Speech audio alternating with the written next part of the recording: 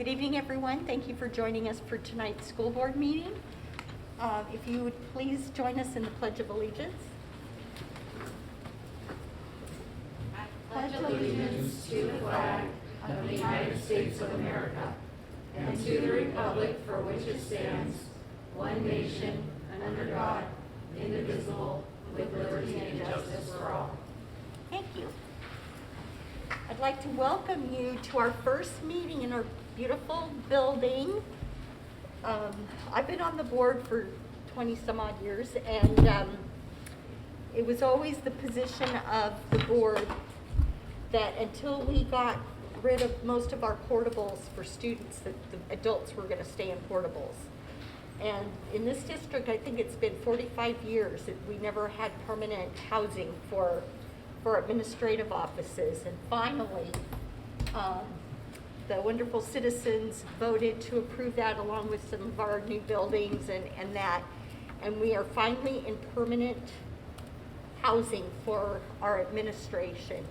And it's proving to be one of the best things we could have done, because it sure makes it a lot better for them to work in being together instead of in all these different buildings. And we don't even want to talk about the air quality and those things after that many years. So anyway, we were excited to be here.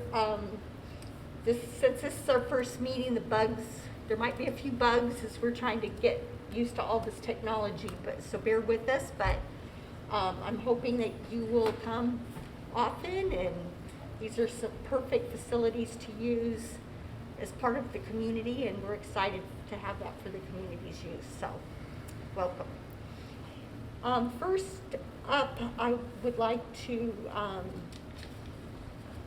do you need me to do a roll call? Yes. Okay. Rob Perkins. Here. Jenny Gronwald. Here. Julie Volkenegra. Here.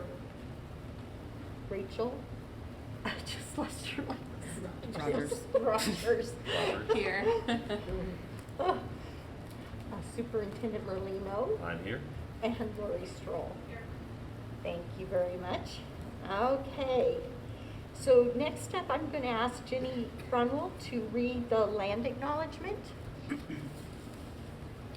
Evergreen Public Schools resides on the traditional lands of the Chinookan peoples and the Cowlitz tribe. They have lived on and cared for this land and its waterways since time immemorial. We thank them for their stewardship and make this acknowledgement to open a space of recognition, inclusion, and respect for all Indigenous students, families, and staff in our community. Thank you. Next up, I take a motion to adopt tonight's agenda. I move to adopt tonight's agenda. Second. All in favor? Aye. Any opposed? Okay.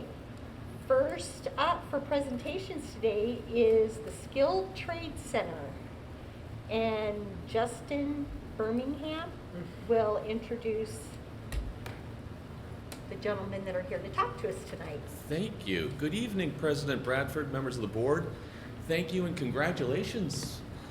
Congratulations on your stewardship of the bonds resource to construct this beautiful facility, as well as the numerous ones, new school buildings and other capital improvements across our system. Dynamic and wonderful. So what an honor it is for us to be first on your agenda within your inaugural meeting in this inviting space. My name is Justin Birmingham. I'm the Director of College, Career, and Technical Education in your Evergreen Public Schools. I'm joined this evening by a couple pillars of our community, whom I'll introduce momentarily. But before doing so, and to set a little bit of context, and while speaking of construction, as we admire the craftsmanship and the skill of the journeymen in construction trades who collaborated to engineer and build this space, including but not limited to carpenters, brick and stone masons, electricians, plumbers, installers, and among others. And as the district fulfills our financial obligations to our contractors, it is safe to say that these professions are each high-skilled, high-wage, and high-demand careers. And that's why it felt serendipitous when these gentlemen approached us this past spring with the opportunity to jumpstart and expand our geometry and construction program at Evergreen High School to build a full-service skilled trade training facility. Joining me this evening are the inspiration, the intellect, and the investment behind this initiative. Mr. Doug Green is a lifelong entrepreneur, inventor, and educator. As a committed citizen of Vancouver, he will share some of his mission, vision, and the urgency of now to address both the major labor shortage locally and across the region, as well as to catalyze this equitable opportunity to diversify the workforce in this evolving career for our students. Following Doug's remarks, Mr. John Gerard is the owner and builder of Quail Homes. His company has built high-quality, environmentally sound, custom homes for more than 25 years in our community. A product of local schools, he's married to a career educator and is a leading member of several local builder associations. John can personally attest to the pending labor demands, as well as can amplify the voice of the coalition of builders as to the direction and the needs of our employers. After John's remarks, all three of us are welcome to your questions. So without further delay, Mr. Green.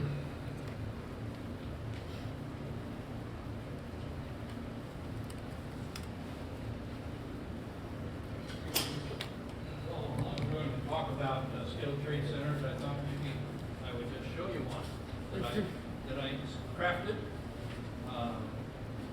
which is what my vision is.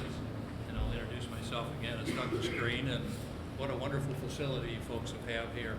I was here a couple of weeks ago, and you were still unwrapping chairs and desks and everything else. And to see this facility at this point, it gives me a good feeling here. And I know that we're going to be working together as a team to build a skilled trade center. I brought along some prompts because I teach at entrepreneurship and skilled trades at several colleges and universities as a guest speaker basis. And I like to rely on this: give a man a fish, feed him for a day; teach a man to fish, feed him for a lifetime. And we think about that for teaching students a skill, and they will always have bread on their table. And that's what, to me, that's what skilled trades are all about. I have crafted a few notes here for myself because I'm a long-winded speaker, and I hope not to be that bad, but I keep thinking of something that George Burns said, if you remember George Burns anyway, about giving presentations. He says, have a good opening and have a good closing and have the two of them as close together as possible. So I will try to do that. 20 years ago, I went down to Southeast Missouri State University, and I was lecturing on entrepreneurship. And after about the third day, the president and some of his staff came to me and said, how do we put entrepreneurship throughout the campus here? It's a 12,000 student campus. And I said, well, I think you need to have a CIE. And he said, what's a CIE? And I said, a Center for Innovation and Entrepreneurship. We said, how do we do that? My wife and I stepped up the plate, and I said, I'll tell you what, we'll start the funding of that if you're willing to put some money into it too. And they said, yes, we'd be glad to do that. So they have a CIE that's 20 years old now, and they also have, at our generosity, 60 scholarships for students studying entrepreneurship. About 5 years ago, I was over at PSU across the river, and I was giving a lecture there, and one of the students came up afterwards and said, what's a trade show? And I was taken back by it. I says, well, you know, a trade show where people gather together and they talk about their businesses and sell their products and all that stuff. She didn't have a clue. She didn't have a clue what manufacturing was all about. She didn't have a clue of what supply cycles were all about. And I thought, what are we teaching kids today in high school? So this freshman has gotten into PSU and doesn't know much about what's going on in the real world. How does that cell phone get produced? Do you have any idea how many suppliers are needed to put that together? So I decided to concentrate on skilled trades, not abandoning entrepreneurship, And I went to the Las Vegas trade shows, of which I usually attended for many of my businesses, and I decided to go to the NAHB, which is the National Association for Home Builders. And I spent 2 days listening to the issues that the home builders were having. And the number one was the shortage of skilled trade workers. The interesting thing is, 2 days ago, I read an article that in the next 2 years, there will be a shortage of 1 million skilled trades workers. And so as I started to listen to all the different presentations, I found out, and I was not aware of this, 15 or 20 years ago, most schools, with the exception of Evergreen, took the shop classes out. There was no more wood class, no more metal classes, there was no auto classes. They were all taken out because everybody thought that everybody should get a 4-year college education. Well, you know what? There's a lot of kids, the number is close to 40%, that have no interest in going to college. They don't care about improving their English skills. They don't care about psychology. They don't care about the Roman Empire. They want to work with their hands. And we've abandoned that number of kids today. I couldn't see that happening. So what I did was I created a document called the Skilled Trade Center document. It's 40 pages long. You have a copy of it. It's been upgraded 3 times. And the idea behind it was, why don't we build an STC, a Skilled Trade Center, similar to the CIE? And why don't we bring all those students in there and teach them skilled trades, of which there's 10 or 12 that are easily identifiable. Justin grabbed me by the shoulder and he said, hey, I think we could do something with this idea at the Evergreen High School. And I said, great. So Brian Brinstead, Mike Molino, Justin, John, we all went over to the high school and we saw what they were already doing in 4 or 5 classes, skilled classes. And we saw this pad outside. And I said, my gosh, this would be great for a skilled trade center. Yes, it would. And I said, I'll tell you what I'd like to do. I'd like to fund the Skilled Trade Center. And I'd like to fund some scholarships and some internships and some apprenticeships. So my wife and I have dedicated a certain amount of money to do this. We'd like to do some of it at Evergreen. We'd like to do some of it in other Southwest Washington schools. But nevertheless, it appears that Evergreen has decided to move forward with this idea, and we hope to open this up in 2022, the fall of 22. The great community support was driven by this guy right here, John Gerard. He got together all kinds of suppliers, contractors, competitors of his and what have you, and we actually engaged another individual, Derek Hugo, from owner of Wolf Industries. And Wolf Industries manufactures tiny homes up in Battleground. And Derek said, if you guys really are going to build that trade center, then I'd like to help you. And I'd like to help you actually be able to build tiny homes inside that trade center. And if you can't sell those to Vancouver Housing Authority or to the public, maybe I'll buy them, because I am 90 homes behind in building those little 300 square foot homes. What an incentive to move forward with this idea. Those 2 little models there are 300 square foot. But all the skills to build a 300 square foot home are the same to build a 3,000 square foot home. All of the trades, framing, carpentry, plumbing, electrical, HVAC, all of that is necessary to build a 300-foot home, as well as a 3,000 square foot home. And so that's what we're going to do. That's what I hope we're going to do. We're going to make it a profit center so that you folks don't even have to look at it as a line item in the budgeting process. This will be self-supporting. I would like to see Evergreen form a 501(c) foundation dedicated just to the STC.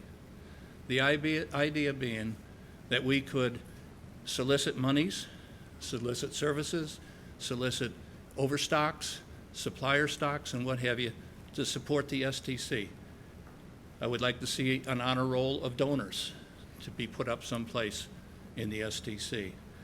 I would like to see some type of an excellent award system put together for students that if they excelled in carpentry, they get their name etched here, and maybe they get $100 from the foundation. I know I'm running out of my time and what have you, but anyway, I have so many ideas that I'm just bursting to the seams to want to just jump in and make this a very positive thing for Evergreen and the Evergreen School District. You know, the greatest thing about working in the skilled trades is the amount of money that these people make. $50,000 to $100,000 a year is not unseen in the skilled trades industry. Yes, you get your hands dirty, but there's nothing wrong with that. And this is an equal opportunity throughout the community for all women, men, people of color, whatever. And I just think this opportunity shouldn't go not unagreed to, as we have, Mike.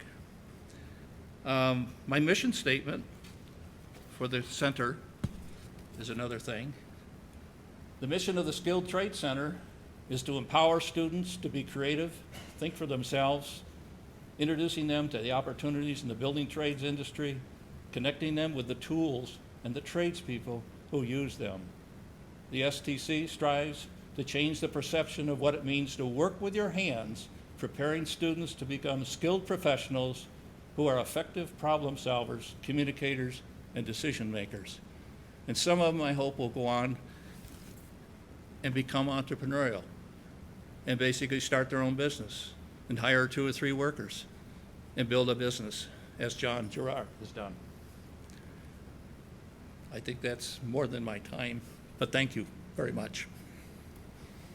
Nice job, Dave. Thank you. Hi, my name's John Gerard. I own Quail Homes right here in Vancouver. I want to thank you for volunteering to be on the board. I know how difficult that is, especially times like now. I coached for about 15 years at Fort Vancouver High School in Hudson's Bay, and I understand working with that population of keeping them in school. We did a really good job with that. What we didn't do a good job is what happened after high school. A lot of kids struggled. So I was searching after I was kind of done coaching, what could I really do different? And I thought, we need to help them get jobs. There's a certain population that's going to go one path, another path, this path. A lot of the kids that we worked with were not college bound. We're just trying to keep them in high school. And I thought, you know, and when I was in high school, they used to go out on job sites and build homes like Cascadia Tech does. I said, well, why don't we bring the home building function back to the school? So I had met Doug. We're involved with Clark College. And as I'm on the foundation there, and as I learned, students that go to Clark, roughly 8,000 students go, there's 45% of the students are enrolled some sort of vocational pathway.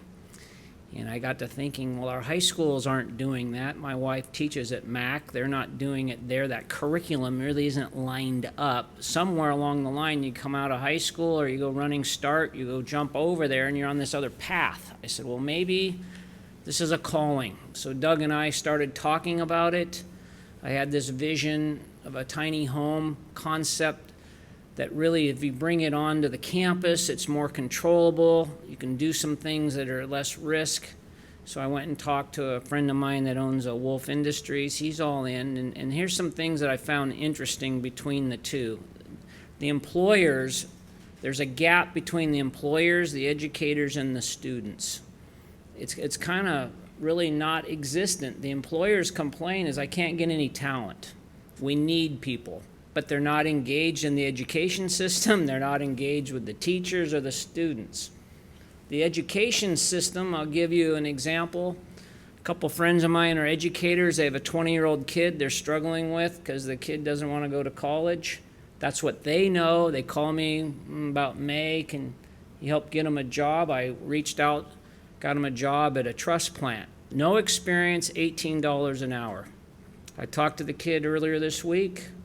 He's been there a little over a month. They tell him in a year you can be a foreman. You can make $32 an hour. What's that tell us? The kid shows up on time, he's willing to work. That's all the employers want now. They'll train the rest. So this opportunity here, the educators and friends of mine, they had a network. They called me, but the kids I worked with that struggled, no network. So this is a lot bigger than a facility. It's actually bringing in a network and helping kids learn networks out there that they can reach, not just for employment, mentoring, job shadowing, stuff like that, but the vision that I have for it is to get people back involved in kids' education. This is just a vehicle to do it. So let me share with you just a couple of things that are interesting. So work, learn. It's not just in here. Can we get kids jobs during the summer? Can we get jobs when they're out of high school? No doubt about it. Just as an example, Par Lumber right now is 1,000 employees, 100 openings they can't fill. They can't fill it. So just this, having this here, I talked to their number 2 person in the company. What do you want? I said, I don't know yet. I don't have that vehicle in place. He says, when you're ready, we're ready because we're struggling. We need quality. Our workforce is aging. So this is a great opportunity for students. Summer job shadowing, full-time employment. Some of the skills that they'll learn in here that you may not really be aware of, it's much more than just doing the physical task. For instance, just budgeting. Purchasing. I don't know what everybody knows about procuring items right now with COVID, but it's very difficult. They're going to learn these kind of things. Project management. You can't build a home without being in a team environment. You can't do it by yourself. There's collaboration. That's what all these things that employers are looking for, this will provide it. And I'd just like to end that is very interesting to me is construction, which you have a beautiful new building here. Construction's a top 5 employer in the county. How is the curriculum aligned to help fill those jobs? And we want to help with that. Thank you.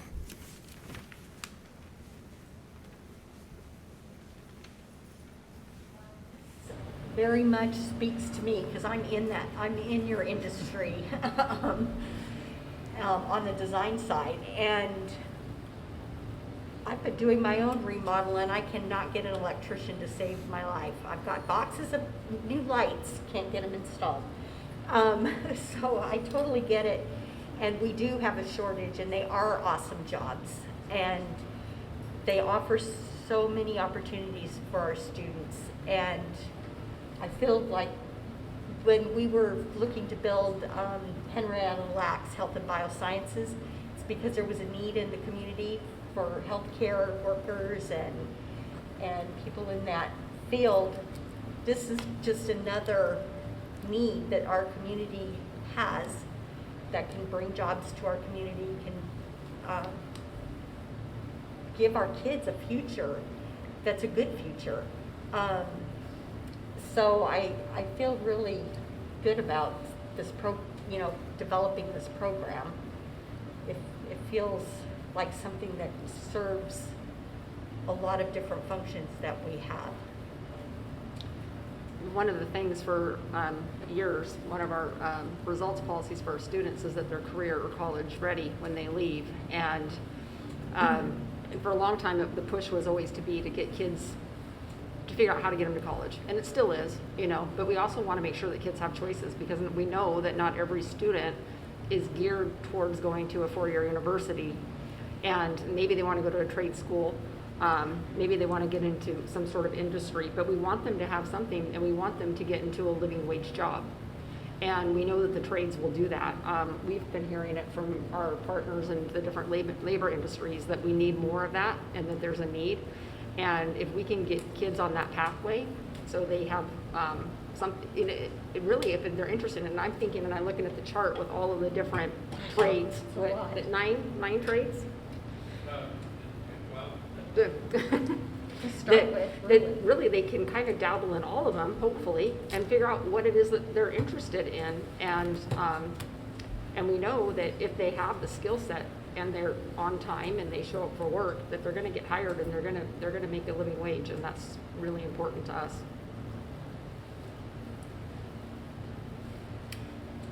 So I can speak also from my experience. I did not finish college until I was 46, 48 years old, something like that. So it took me a long, long, long time. And in the meantime, I had to establish a career. Fixing computers was my talent. I was able to make a living, support a family, doing that without that college degree. Still felt a need for education. So, but the experience really showed me what can happen, because I valued that liberal arts education that I was getting in my 40s much more than I knew I would have in my 20s, and began thinking, what if there were a pathway like that for people like me, like others, who could go to an associate's degree or some along that level and then go to work in their interest and then develop the other interests later on and get a chance to go back to college. I'd like to write scholarships for 40-year-olds so that they could go back to college. That'd be cool. But that's not what you came to talk about. I'm just really excited to see the kind of support that you're offering to our students. It is something that matches my ambitions for having come on the board in the first place, is to make sure that students who are different than we assume can have a pathway. And I appreciate that. I have questions, so we'll move to questions. I know for me, 10 years ago when I went through Leadership Clark County, and we were at the Skill Center, Cascadia Tech, and when we had the education presentation, that was one of the most memorable parts of it, was hearing from the kids that were in our Math to Construct program. And I wasn't involved in the district. I didn't even have kids old enough yet. And that stuck with me, and it's been something that I've carried with me and have always touted, and the great job that they do. I'm actually a commercial lender, so I see where all of the expenses are going up with all of our construction projects, and it's a need when you've got projects that are shut down because they don't have enough people to be out there doing the work. And I work for IQ, so we actually have branches in the school. So to tie it all back, we actually mentor a lot of our tellers through the high schools that are actually working in the branches in the high schools, and then they come up through internships through the bank or through the credit unions. So it's kind of like all these different pieces that just go back around to this program and providing our students with excellent opportunities, and that's, I think, what all of our goals are. Rachel, do you have anything? I- Rob? Can I say, we were fortunate. Sue, I think, was the first one that was contacted from one of the local builders about the concept, and Sue made contact, I think, with Doug and John, and initiated the conversations on moving this forward. And then it kind of elevated to Evergreen High School, and then we, like Doug was saying, we went and took a look at it. So where we're at now is kind of in this phase of wanting to let the board know kind of what we're thinking, but then working through the MOU process. The Sue and RNC Construction are looking at costs of the facility on that site. And the hope would be that we would be able to get construction moving on something. And I think the thing in our last conversation we had, and Doug alluded to it, which was so important, was that somehow we could work together so that if we have the funds to construct, they could take those funds that they were looking at putting into the program and put that into our kids through scholarships, through internships, slots, opportunities. And that's the only reason. I mean, obviously, it's a great program. It's an honor to work with these gentlemen, but it's for our students, right? It's just for all the reasons that you just talked about. So I'm encouraged about our opportunity to do that. We have to work through an MOU, we got to agree, we got to work on the foundation, just all of those things. But we're extremely excited about this opportunity, and these two gentlemen have been wonderful to work with. Yeah, I think, I mean, literally my life in the last months has been a little challenged with trying to get supply chain issues moving along. Just things like my cabinet guy doesn't have enough people to cut the cabinets out. I mean, he's like, where are I've got jobs here, and they're good paying jobs, and you know, I just hear that over and over and over again, and have had to explain it over and over again to my clients. And so I just live it, and I know this is such a high need in various different capacities. One of the things that now, are you thinking this would be over at Evergreen High School, or? Yes, so thank you everyone, again for your comments and your affirmative remarks. We're definitely still in as Superintendent Molino indicates, in the mission and vision phase, but to that question specifically, yes. At Evergreen High School currently, the geometry and construction program, where students are in a course for 2 periods. They earn a math credit as well as a CTE construction credit, are framing houses on site at Evergreen High School outdoors. And then in partnership with Habitat for Humanity, they take what is pretty much just a framed home, and Habitat takes it off site and finishes all the additional trades required. The idea here would be to accelerate the geometry and construction program, and in partnership with the suppliers and builders and other business and industry to construct a facility that looks something like this. Doug's great. We love his models, but Sue Steinbrenner and the team will all have their expertise engaged as well. But to build it on site at Evergreen High School is definitely the vision. So, how do we open this up to students from other high schools? Because And not just Evergreen, but the yeah, other. It's the other 4. because we're very big on not having haves and have-nots in our district. That we open opportunity up so that everybody has the chance to access these kinds of things. And so I'd be very that would have to be an integral part of the program, so that we make sure that every kid who wants to take advantage of this is able to. Yeah, great question, and one that we've batted around a little bit. It's a supply and demand issue at some level, right? We would certainly want to have the program from day one be launched with a full roster of students. If that can be accomplished from students at Evergreen High School, which they're projecting is probable, then we're going to run up into that exact conundrum that you had identified, President Bradford. But at the same time, if there are openings that are available, we're not going to leave any seats unfilled.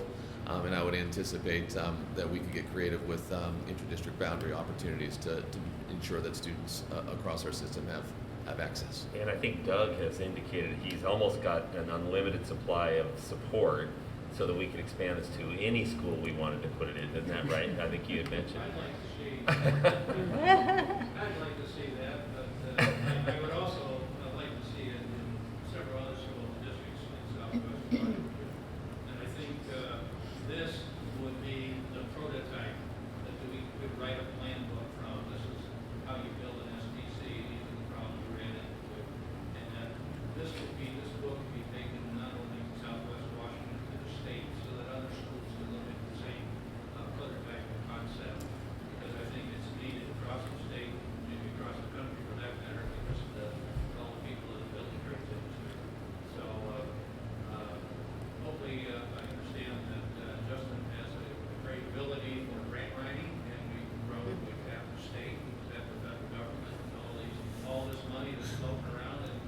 To good use. You know, we've had an ongoing relationship with SEH America. Yeah. And I've had the internships there, and Ben Bagapur has been a very big advocate for Yes. these various different opportunities for kids to have hands-on experience in the different industries. And it's exciting to see it branching out into something that's so needed here locally. Finally, yeah. Mike, was this, because this was part of our like our bond phase 2 discussion, right? One of the options for, is this Was that a different thing? part of that? No, this was not, because you've got the STEM accelerator program that's Okay. in the legacy. That's what I was getting This is something that confused came with. up Okay. as honestly, it came from a conversation Sue had on a latecomer fee conversation across from Cascadia with one of the developers that grew into this. But if we chose to use bond funds, it would be another conversation we would need to likely have here Okay. with the board in terms of a resolution saying how we would use the potential funds that were left over from the bond. I just got confused with that project, because then I was thinking when Victoria brought up the part about students, because that STEM project, the idea was to even include middle school students, correct? Correct. Yeah. That's correct. And that's an exciting program that will bring, we won't talk about it tonight, but we'll talk Yeah. about that as well. So the MOU would take care of issues like gifts of public funds or the safety and insurance issues. The MOU would outline, what is our role, what is the role of the donor, and how do we sort through those things, and also likely would also include the foundation, I would think, in that as well. So there's obviously a lot of work still that needs to be done on this, but what's exciting is the momentum that we have, and we want to take advantage of the momentum and keep moving this forward. Part of the basis of my question is some of the internships that they arranged for at Legacy. There was one with Columbia Machine for a year or two that came to an end because the students needed to be 18, according to their risk managers. That was the story I was given. How are we addressing the problem of that kind of work in a school with a 16-year-old? Great question. I appreciate that. L&I makes presentations to the CT bureaucrats like myself on a pretty frequent basis. And within that, they make some exceptions for apprenticeship programs. Around the state, there's work in road construction, in the fisheries, those aerospace that come to mind immediately, where L&I, given that it's a learning experience where students are obtaining credit, they make exceptions, of course, while also ensuring that that safe protocols are being carefully met. Is there still a limitation on earning credit and earning a wage? I am not aware, but I can absolutely look into that and get back to you in terms of what there might be I think I heard about that, is that in order to earn a high school credit, you had to be engaged in something that wasn't paying you, was the way that it came across to me. But I'm going to confess to not a lot of knowledge about that. It's just a data point that I was given. It would be nice, aspirationally, if in their internships and in their work study projects, they could also be earning a wage. I think that would clear up a lot of equity problems in programs like this. So I am familiar, sir, with our work study programs currently, where students are either volunteering or obtaining jobs in the community, as well as earning credits simultaneously. So I think there's a model that we can follow in that regard. And I think that in the conversation with John and Doug, you have employers that aren't necessarily always that inclined to want to offer the pay up front. They're willing to give the opportunity for the credit. And really the conversation with them was using some of these foundation donations from businesses and donors where they sponsor kids to make them paid work maybe outside of the school day, Right. but also connecting individuals that want to donate directly to a student so that there's that connection on top of just I'm giving money to a foundation. I'm giving money to a foundation for this student to work in that job, and then I can become a direct mentor for that student as well. So that was real exciting to hear that, and it's something, you know, we need more relationships with kids, we need more connections with kids, and this is a tremendous opportunity. Well, I agree. How does it mesh with what we've got at Henrietta Lacks and Cascadia Tech as far as career pathways? How would we fit that in, I guess, with the other programs that are found in the county? Great question, and I think it's mostly about offering students an abundance of choice. Wherein Cascadia Tech offers a beautiful array of programs. There are some limitations in their daily schedule, for example, that don't always allow for all kids to be able to access their programs. The travel and some of the other logistics can at times present barriers to students in terms of access. Having this program on campus at Evergreen High School, where we anticipate an abundance of student interest, I think complements the other programs at Cascadia and elsewhere, and doesn't take away from anyone. Thank you. Any other questions, comments? Thank you, gentlemen. This is exciting stuff. Thank you, everyone.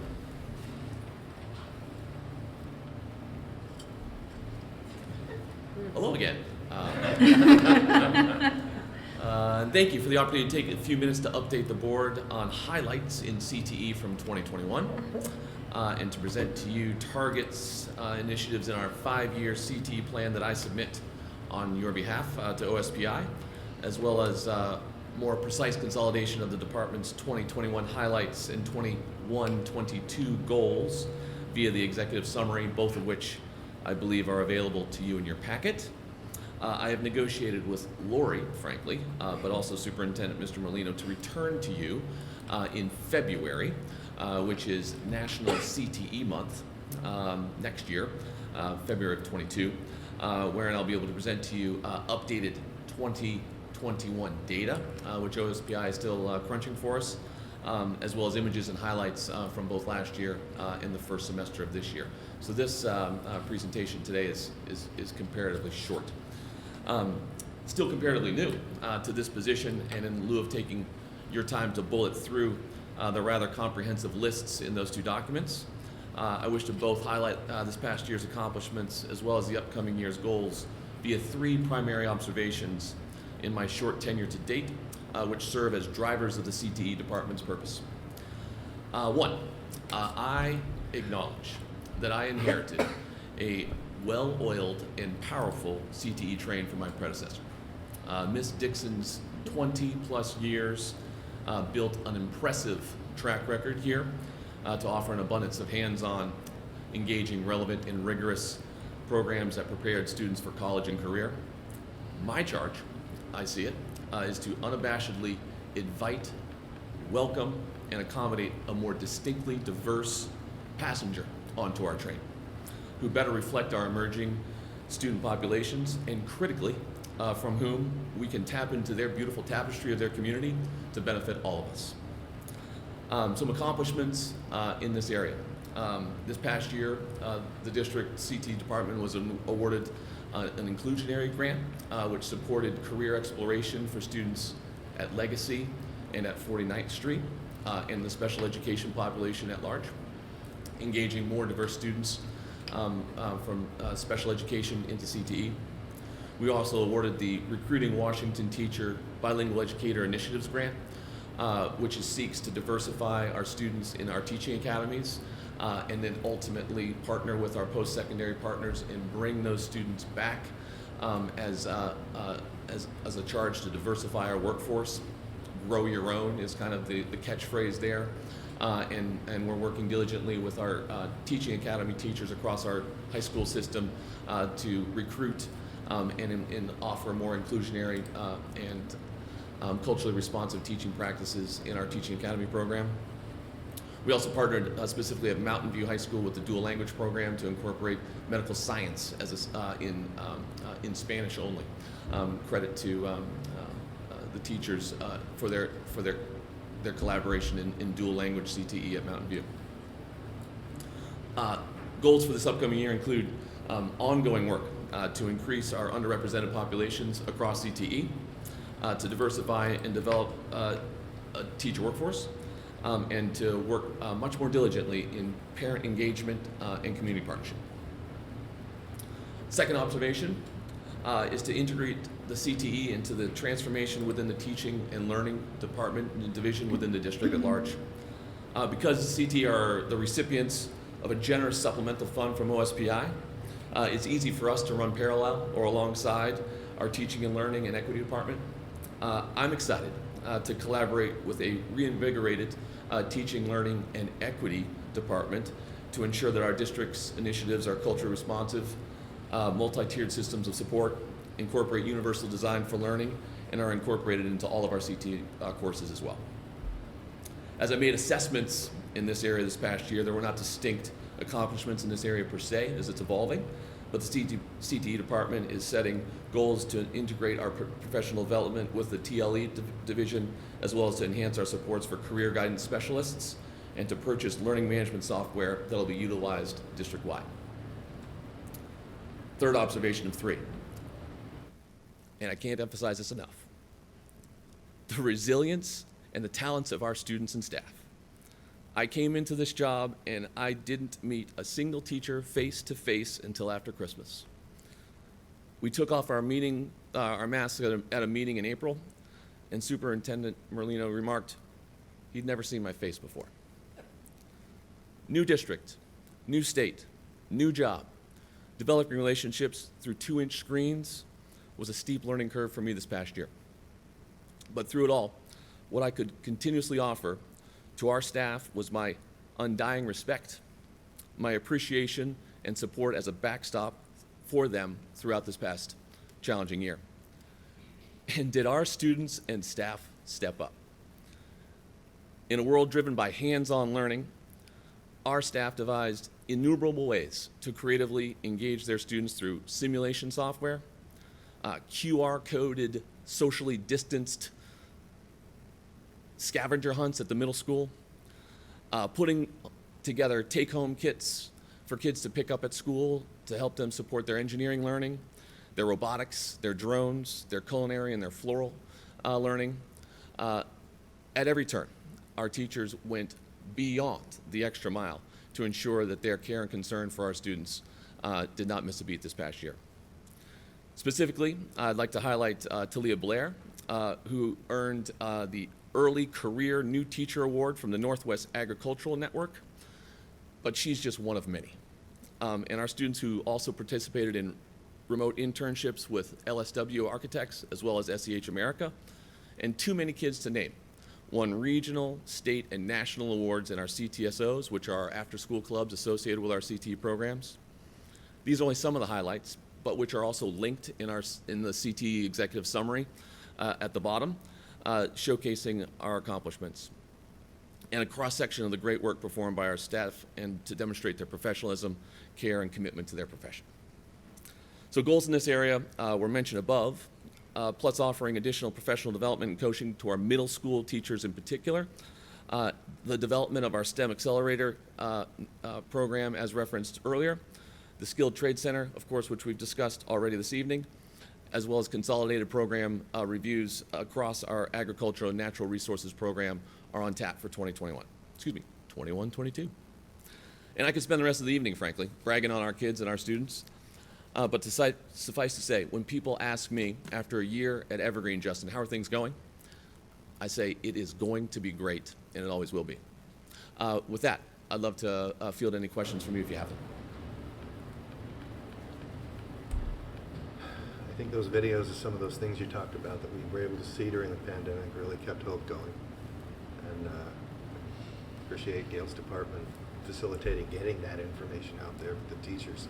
Yeah, you know, I'm connected with the First Robotics at Union High School, and they contacted me and invited me to their virtual robotics competition where they had figured it out. You know, they were still doing the learning and the teamwork. They were all in masks.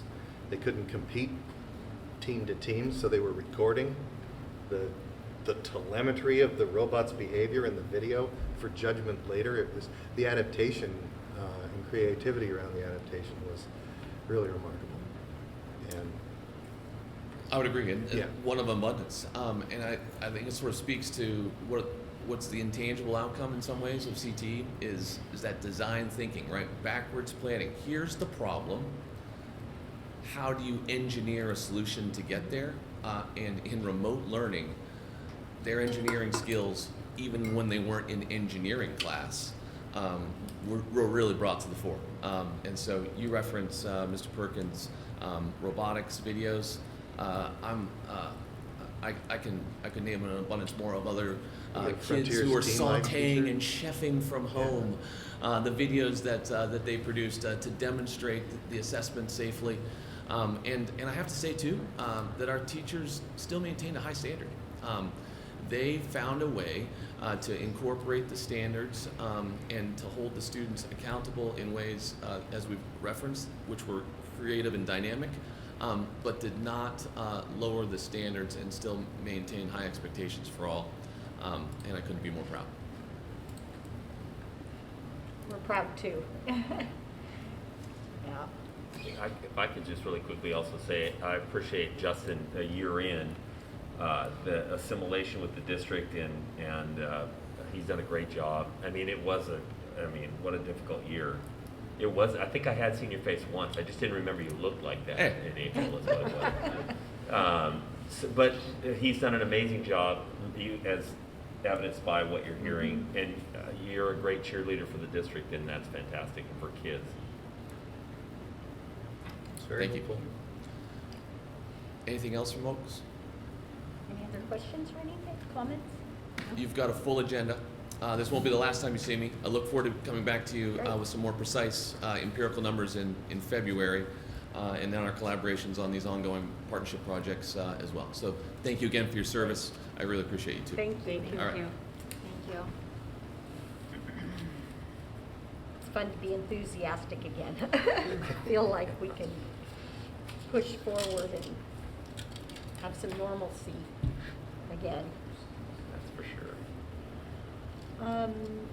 Next up, I will entertain a motion for approval of the board consent agenda. I move that we approve the board's consent agenda as presented. Second? All in favor? Aye. Any opposed? Okay, next up, we have the superintendent consent agenda. Do I have a motion for approval of the superintendent consent agenda as presented? I move approval of the superintendent's consent agenda as presented. Second. All in favor? Aye. Any opposed? Okay, great. Next, we have superintendent report.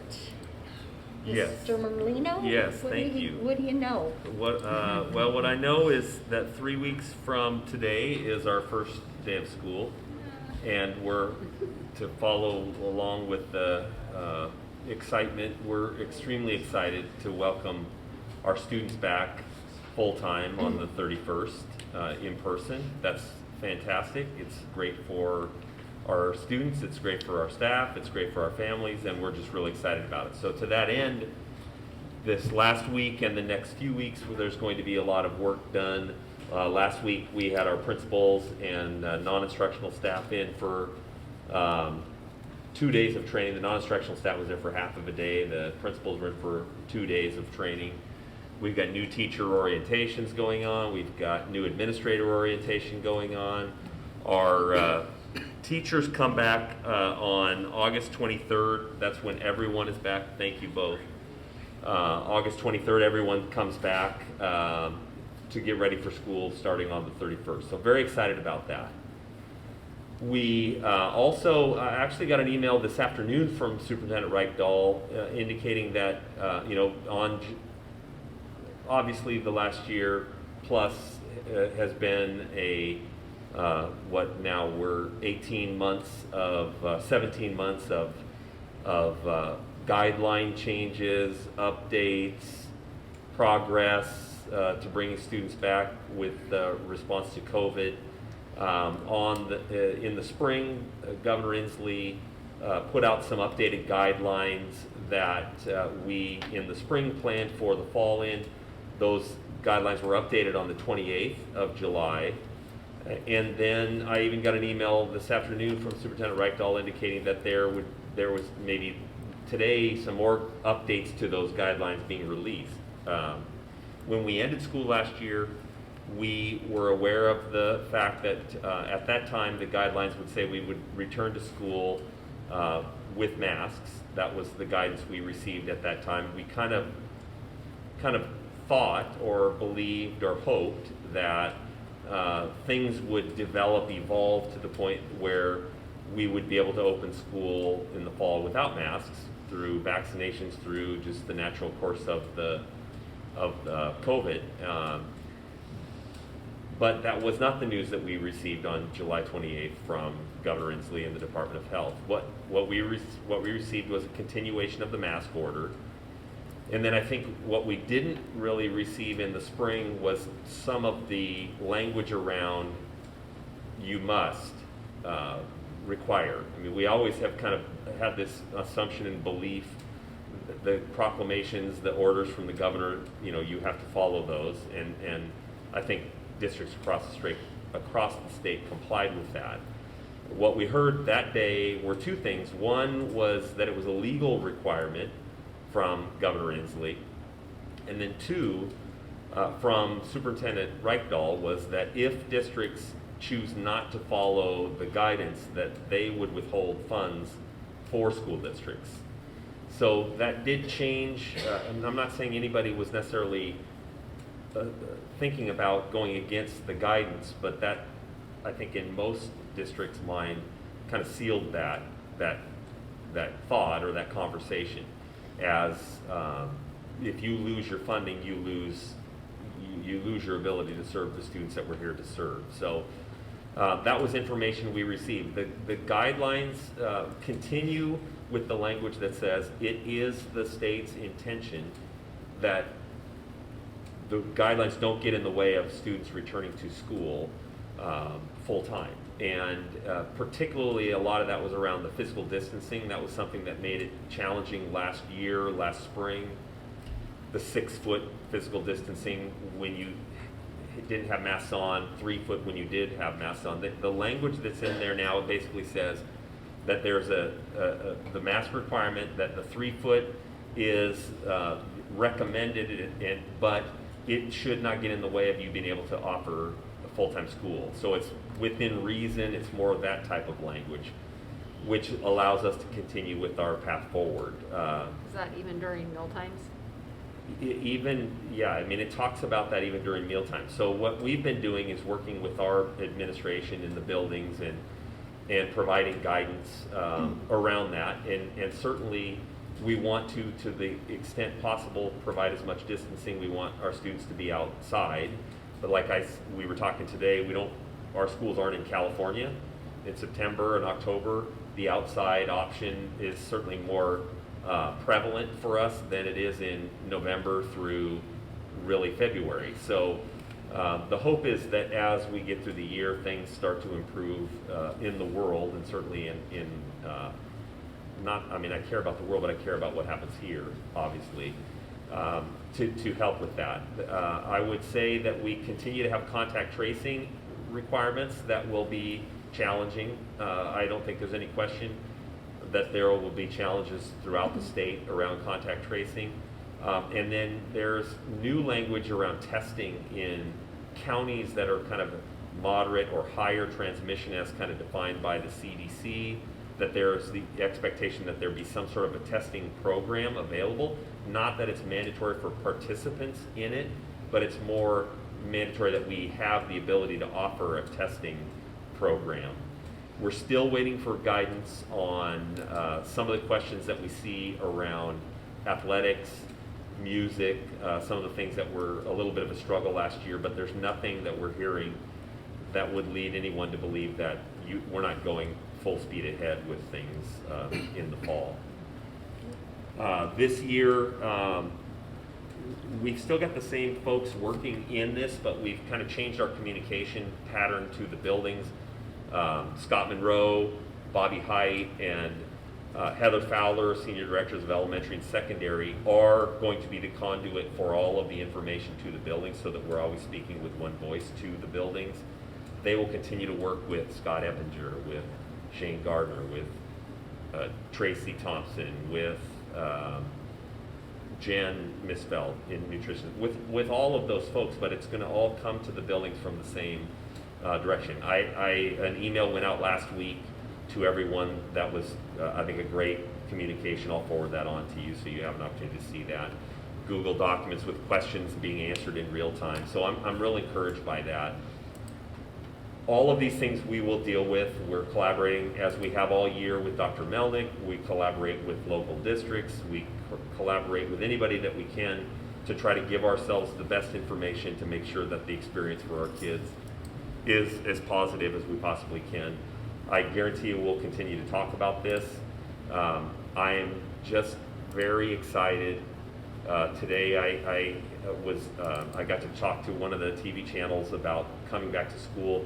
It's just great to talk about coming back to school and how much, you know, our kids are going to be so happy to be together. It's just a good thing. The last couple things I would just really quickly say is last year I had the opportunity to participate in a COIN town hall on COVID with Portland Public Schools and Beaverton and Salem Kaiser. I'm getting the opportunity to do that again.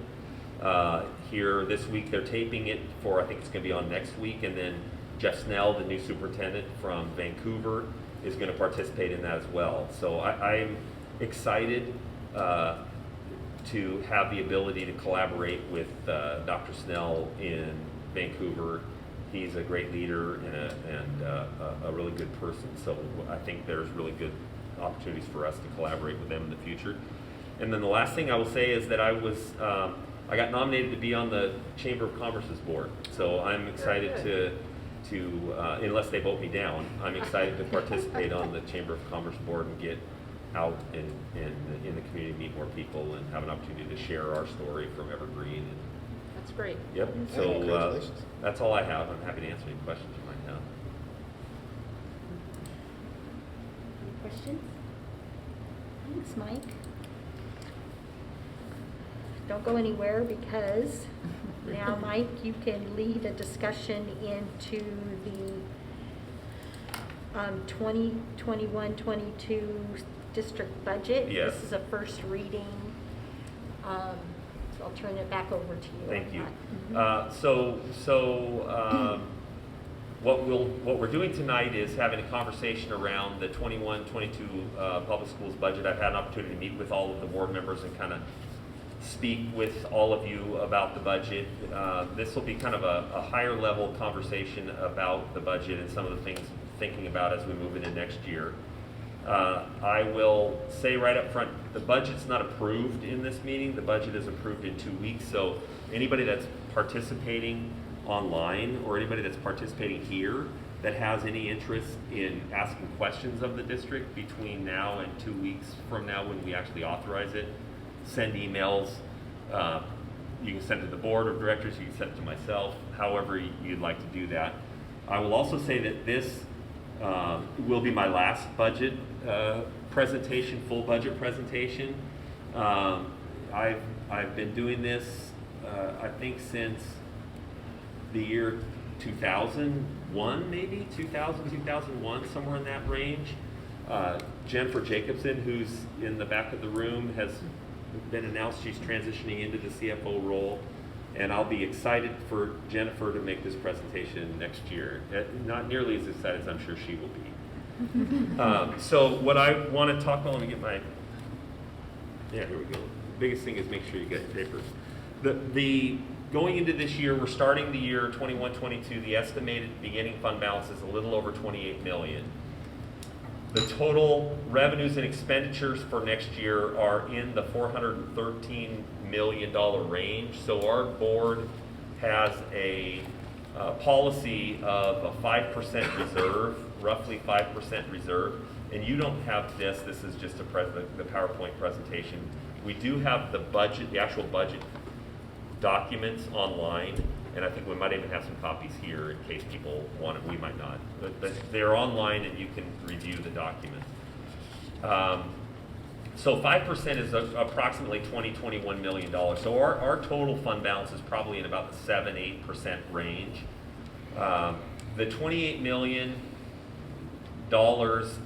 represents the 21-22 school year being about a break-even year. We went into the year of 2021 with approximately $28 million.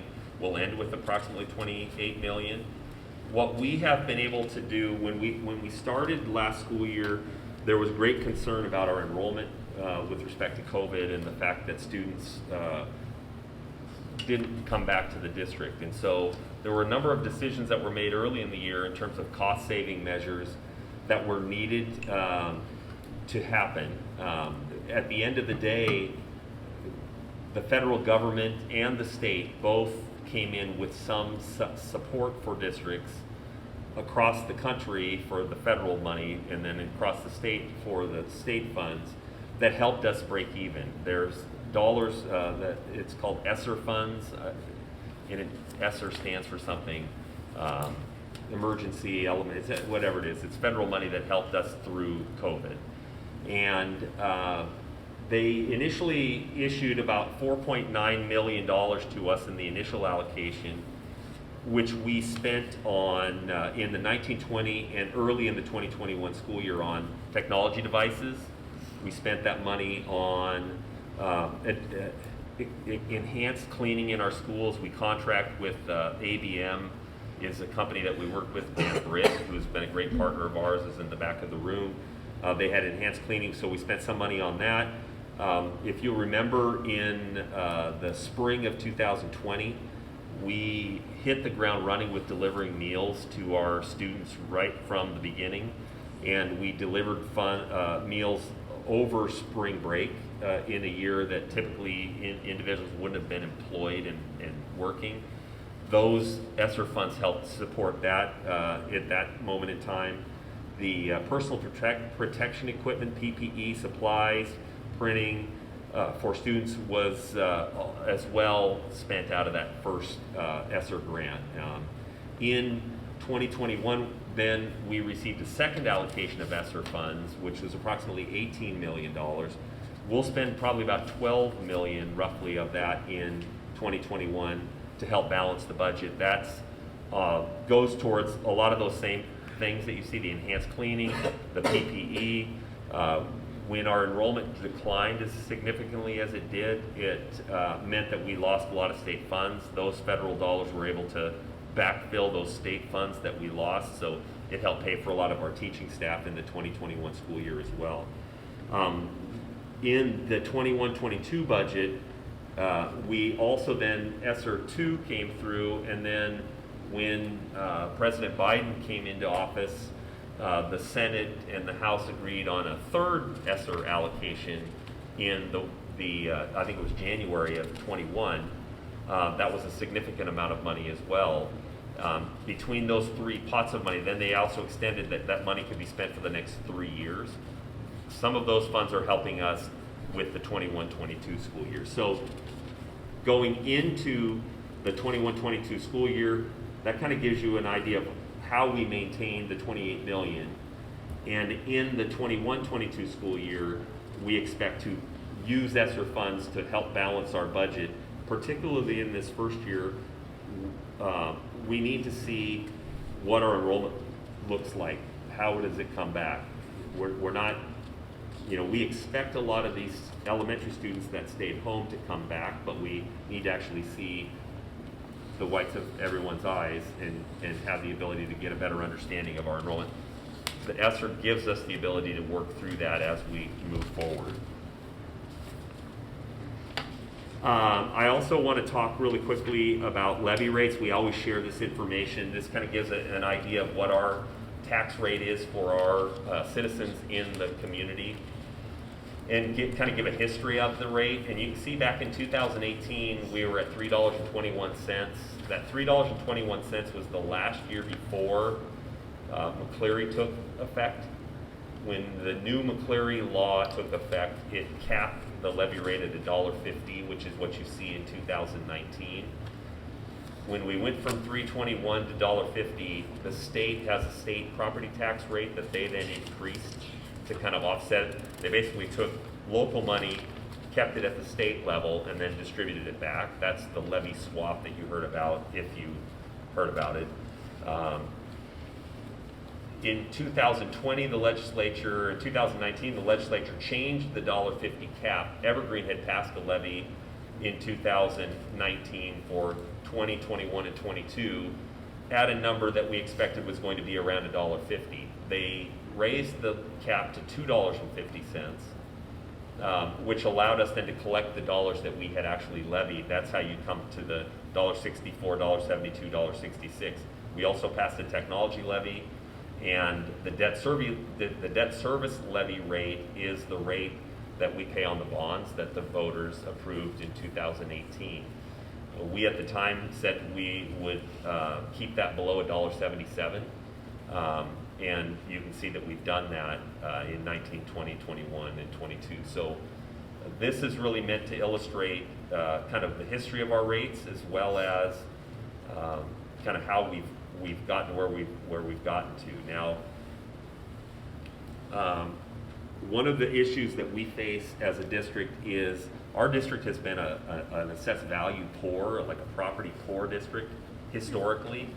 And in the state of Washington, levy equalization funds are a way that property poor districts are sent money from the state to help mitigate the fact that tax rates typically are higher. When they changed the McCleary rule, they changed the way they calculate levy equalization, and we've gone from a district that I think in 2020, the number we received was about $15 million in the 1920 school year, somewhere around there.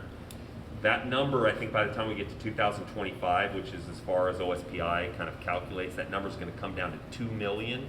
So we're losing a lot of levy assistance from the state, which in order to, you maintain the program either by increasing your local levy rate or you have to make reductions. And the only reason I mention that is this year's budget, the 21-22 school year budget, does use ESSER funds to help. We do have those ESSER funds for 21-22, 22-23, 23-24, but there likely will need to be a conversation about our levy rate, the $2.50 cap that the state has. Most districts in Clark County are at the $2.50. Many of them are. I'm not saying that Evergreen is looking to make that happen, but it's just a conversation that we need to have. This fall we will. Budget assumptions that go into the budget, the salary increases. We have various employee groups. We have principals, we have our teachers, we have our classified, we have coaches, and we have principals. And the classified group is in, I think, the third year of a 3-year deal. Their increase is a 3.5% rate increase. Our teachers are in the second year of a 3-year deal, EEA. Their raise is 2.7%. Those folks that are not represented by a union are receiving 3.5%. We're in the middle of negotiations still with our coaches, and likely, I think we actually meet tomorrow, and I think we'll probably settle with them tomorrow would be my suspicion, hopefully. And then our principals, we've negotiated with them. They have an open contract. We've been negotiating with them. We're in mediation with them. I think we meet on Thursday. We were supposed to meet with them a couple weeks ago and may very well have had that number, but our mediator was ill, and so we weren't able to do that. So this is just something that we share as we look forward to our rates of salary increase. This is a slide that we've used, you can see all the way back to 04, 05. And it was originated in the, there's 2 members of a budget committee that we had back in 9-10 and 11-12 in the room. One of them's a board member now, Rob Perkins, and one of them is Lauren Sickles, who's in the back of the room. And when we had to go through a pretty significant budget cutting exercise at that time because of the housing crisis, we made every effort to try to protect the classroom. And so since that time, we've always tried to go back and kind of measure how do we spend money within the district as it relates to how do we used to spend money. We made a lot of administrative reductions and we protected the classroom at that time. And you can see in this looks at the various activity areas of expenditure, looks at what we actually spent in the 1920 school year, and then what we have in the 21-22 budget. I've always been proud of the increase in the teaching and teaching support, which basically is your teaching, your librarians, your counselors, all the people that are the nurses. That 5% that you look at from almost 5% from the 69.6 up to 74.3 in 1920, that represents probably about $20 million worth of expenditures that we've kept in the classroom over that time. And if you put that on how many teaching positions, that might be somewhere around 166, 165 positions. It was always important to the board, and it still is important to the board, that we spend the money in the classroom. That's where we need to spend our funds. And so we've measured it always from that point forward. And you can see how this looks at what Evergreen spends, the large district average of I think the top 20 districts in the state, and then what the statewide average. And so this is just something we've shared historically, and I think it shows the values of the board. How you spend your money kind of shows your values, and I think we've done well. The next page gives you an idea of our budgeted enrollment. It gives what our actual numbers were in 2021 and then what we budgeted in 21-22. The elementary FTE was our actual, what we had budgeted for 2021 was about 10,500 students, so we were about 1,000 under in elementary last year. What we're doing is budgeting for a little bit of a decrease in our elementary enrollment, but getting back to numbers more like what we might have expected had we not been through what we've been through for the last 15 months. A little bit of an increase in middle school and high school, relatively flat. You can see the CTTE, special ed, and the ELL numbers. These are the numbers that we use to build the budget for 21-22. Staffing wise, we then take those enrollment figures and allocate staff to the various levels, and our administrators work with building administration on this. Elementary, you can see what we allocated for staffing. We've budgeted a little higher than that. Our middle school is about right where we allocated, and high school a little bit higher. One of the things that we definitely did after we had allocated the staff was provide a little bit more staffing to the various areas, just to make sure that we have some grade levels with a little higher class sizes. We want to try to keep the class sizes down, particularly with the 3-foot distancing recommendation. So that's the reason that you see a little bit of an increase. And this is just our basic education staff. It doesn't include our special ed staff or our CTE staff or our title lab. So we have well more than, I think we have almost 1,800 total CERT positions. This is just the basic education program. We also have to, and on our website, we have the F-195 is the actual budget document. It's hundreds of pages that very few of us enjoy looking at. The F-195F is a 4-year outlook that the legislature required a few years ago, and then there's a supplemental document that has a little more information. This just gives some of the information around the 4-year budget outlook. Our 4-year budget outlook estimates kind of a flat budget, a flat fund balance over the 4 years. We do show an enrollment drop of approximately 4% over that 4-year period. We've had many smaller kindergarten classes come in for a number of years, and this just reflects as you graduate higher classes and bring in smaller classes, you have a natural decrease in enrollment. It really projects very little revenue growth over the 4-year period. Part of that is because as enrollment declines, your revenue is not going to go up. We also lose ESSER funds over the 4-year period. So it does reflect a little bit of an increase in the levy that ultimately will be brought to the voters this spring. But that'll be after a big conversation. So the 4-year assumption includes a possible Well, it levy? includes us passing a levy. Okay. Yeah, because if To I had. continue with where we're at? A little bit of an increase, Okay. a little bit, but, you know, I like to tell people, like, doing a 4-year outlook for any school district is problematic because every time the legislature gets together, something changes. So to really know what's gonna happen, and there's a long list of things that could happen between now and then. For us, really, it's like a 1-year thing, but this is something we're required to do by the state. It really reflects minimal growth on both revenue and expenditures over the 4-year period. The biggest thing is I think that the legislature is interested in seeing if districts can predict that they're failing and having a problem, that they get ahead of it as opposed to now, you know, what do we do? We should have known 4 years ago that this was going to be a problem. So that's the purpose of this. And then you see from that F-195F, the total estimated ending fund balance over the course of I mean, the chart looks like it's, you know, quite varied, but you're talking about a difference of about $200,000, $150,000 over if we do this, I'm going to keep the slide because if we hit these numbers, that would be really good. If we end up hitting these numbers, I'd be pretty proud of it. Jennifer would have done her job if we hit these numbers.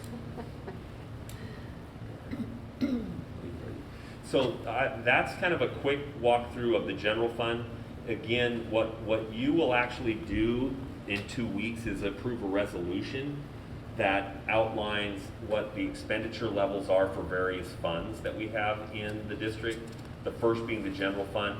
You'll also approve some transfers between funds, things like that. We'll talk more about that in 2 weeks.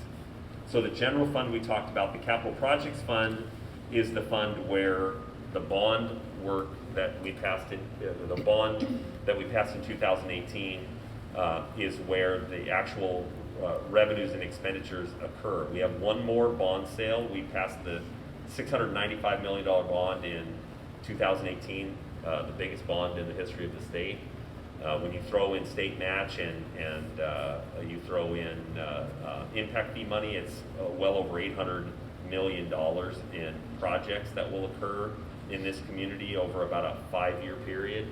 Sue, who I mentioned earlier, with respect to Mr. Green and Mr. Girard, Sue oversees all the work that occurs in this bond fund.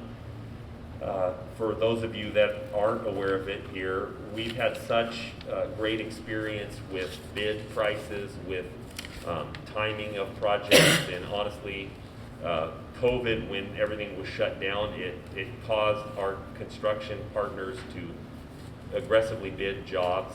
That drove prices down for us. At the end of the day, we have a significant amount of money left over that we've then had conversations as a board, went through the resolution process, and we did not plan on rebuilding Mill Plain. We're able to rebuild Mill Plain Elementary School. In a time of usually you have delays in projects and cost overruns. We're ahead of schedule and we have cost underruns. So I appreciate Sue and RNC management and all the work that's gone into it, and it's really been tremendous. This fund shows the beginning fund balance of $145 million, revenue of about $215 million, expenditures, and an ending fund balance. And ultimately, this will wind down in a few years and will be done. And at the end of that, we'll have rebuilt, I think, 7 elementary. We have one brand new elementary. I think we'll either 6 or 7 elementary schools. Mountain View High School Y East will have remodeled and kind of re-engineered and rethought. Heritage High School. This campus, which one of the main reasons it came up here was so that we could rebuild Burton Elementary on our old campus. Also allows us to rebuild the transportation facility. Legacy High School, Hollingsworth Academy, and then the transitions program, which we're going to go through a process of talking about renaming the transition so it's got a name like every other school. So tremendous success in the Capital Projects Fund. Transportation Vehicle Fund is where we buy buses, and so we buy buses. The state then gives us money to replace that bus over an either 8 to 13-year time frame. This budget just reflects depreciation money coming in. We built in some expenditure capacity to buy some buses. When I first started in the district, Victoria was on the board before I worked in the district, but I remember one of the first things that we worked on was we had a transportation fleet that had no buses with the money actually following them to replace the buses, which isn't a good place to be. It means you need to borrow money and then make payments with the money to replace the bus to be able to have the bus. We've got, I talked with Yvonne Gaylor, our Director of Transportation, and Lyndall Grant, our Assistant Director of Transportation. We've got about 280 buses, and about 2/3 of those buses now have money following them to replace them. So over about a 15, 16-year period, we've gotten 2/3 of the way there, and we'll get there eventually. This has been another really great story. It is a great story. It might not seem like it, but it's a great story. The ASB Fund is the fund where we have student body fees, we have concessions, gate receipts from games. This is, the students decide how this money is spent with oversight from the billing advisors. And you can see that this is about a $3 million budget, primarily all middle school and high school, and mostly high school. Really nothing goes on in ASB in elementary school. And the final fund, I believe, or is that it? Is there one more? There it is, Debt Service Fund. I'm sorry, I jumped the gun a little bit. The Debt Service Fund is where we make the payments on the bonds. When we sell the bonds, we build it out of the Capital Projects Fund, we make the payments on the Debt Service Fund. So this is, when the voters pass a bond, it gives us the authority to levy taxes to make the payments on. This is what happens in this fund. So all of these, I think we have a plane landing now. All of these, maybe it's my hot air that I've heated the room up. I apologize for that. All of these funds will be approved. The expenditure level is approved by the board in 2 weeks at our board meeting. And like I said, if there's questions the board has between now and then, if there's questions, and I think we even open up for questions if anybody has any tonight. And I'll stop now, sorry. That's okay, thanks, Mike. I'd like to open up for anyone in the audience who has questions or comments regarding the budget. This would be the time to speak, or you got to come back in 2 weeks. Or send me a message. Is there anyone? Uh-huh. Is there any way that if there's something that a parent believes that would be great for the budget that could help our children, could we propose that and maybe get you guys to vote on it or something like that? Would that be possible, or is it just only up to you guys? Well, we're always open for suggestions from parents and staff. And the normal process would be to submit something to the board in writing, and then we go from there. Sometimes we may already have it, or, you know, depending on what it is, there's different processes for that. Thank you. I think there were a couple of emails that arrived today and that intersect with budget issues. Yeah. So, yeah, I'm always listening to that. Anyone else? Okay, now I'll open it up to board questions or discussion. Is there anything from the board? We've, just for the audience information, we've all met individually with Mike and Jennifer to go over in detail and be able to ask our questions ahead of time. Do we have any further questions or anything? I don't have a question. Further. Oh, sorry, Rachel, go ahead. I just said nothing further. Oh. I think that just thinking about that 4-year projection and what could happen with the levy and that equalization money as it starts to reduce over the next several years is something that I think we're really gonna have to keep a really close eye on in the coming years. Yeah. I agree. There's, I know we talked about it in the meeting, there have been some, I guess, messages going back and forth in the Congress about unclaimed ESSER funds. And, yeah, we've got to keep some vigilance on that and make sure our advocacy goes in. If they decide that money we can't claim yet is claimable elsewhere, they'll claw it back. Yeah, we'll make sure that any funds that are due to us will be claimed by us. And just continue our advocacy work when there are mandates that are sent down from legislation or from even the Yeah. federal government, that we make sure that they're funded.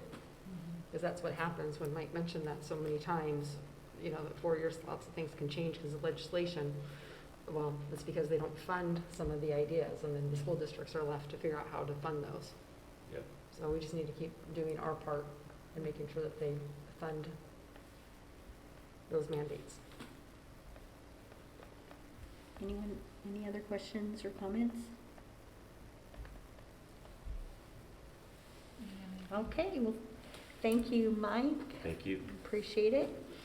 Next up, we have, and this will move forward for a second reading 2 weeks. in 2 weeks. Next up, we have equity and inclusion update, and I'd like to ask Clarissa Hightower up to give us that update, please.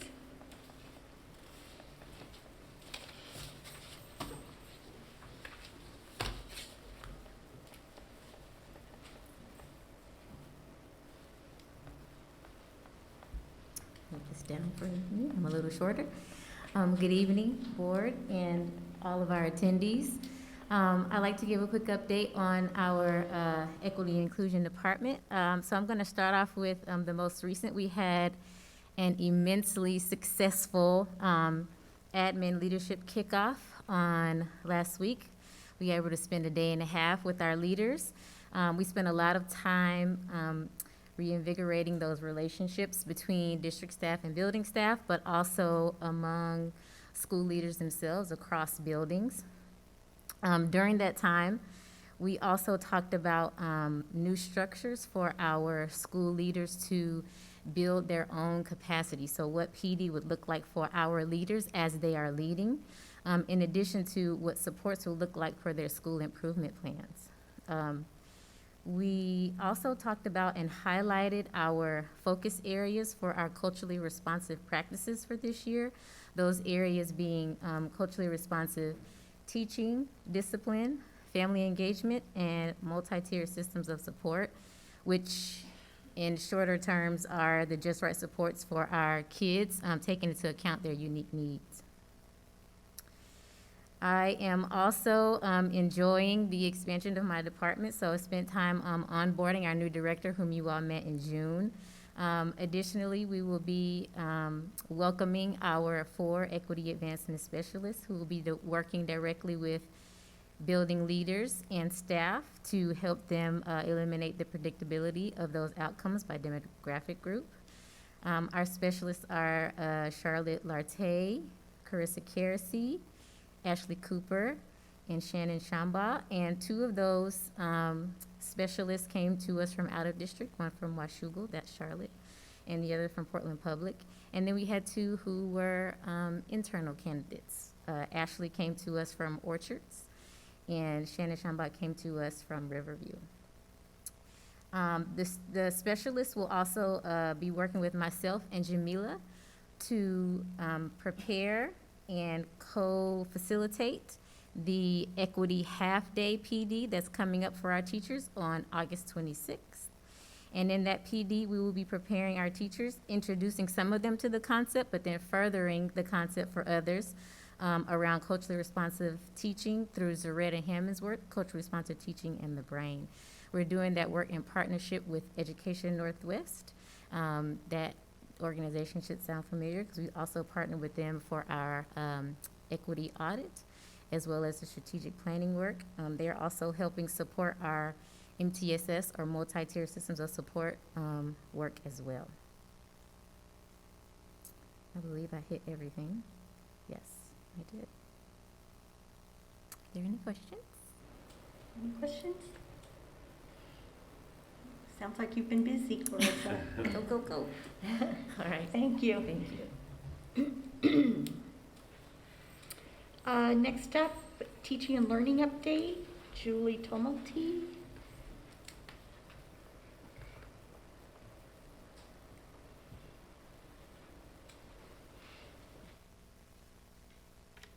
Hi, good evening.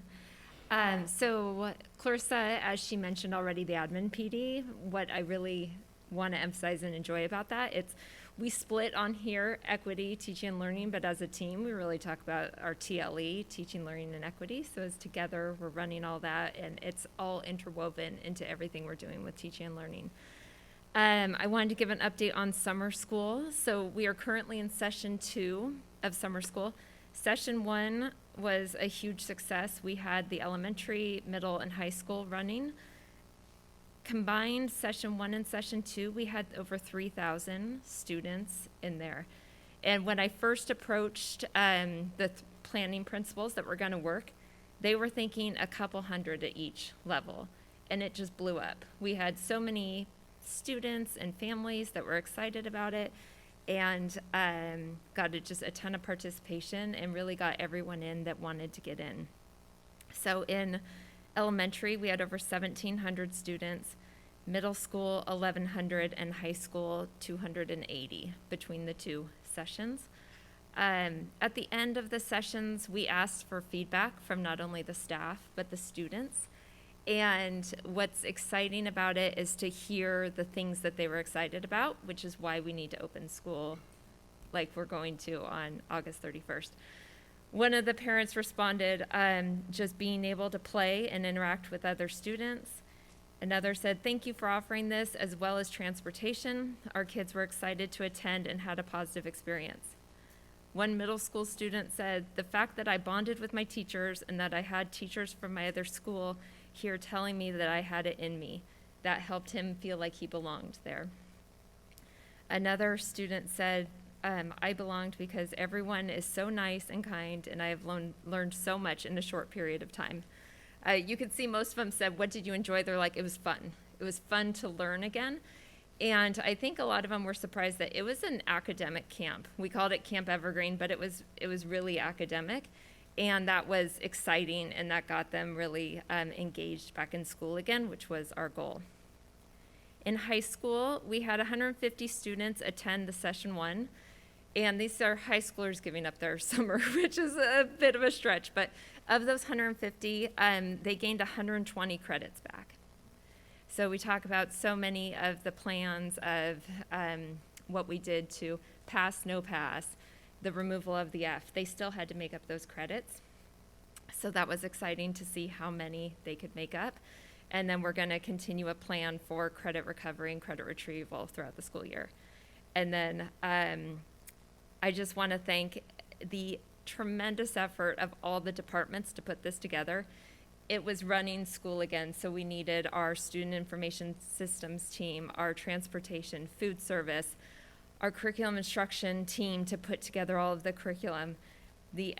Our administrative interns stepped up and did a ton of work with this, as well as the principals who helped, which were Angelina Yelverton, Marshall Pendleton, Ian Lefebvre, and Heather Fowler. So just a huge thank you to them.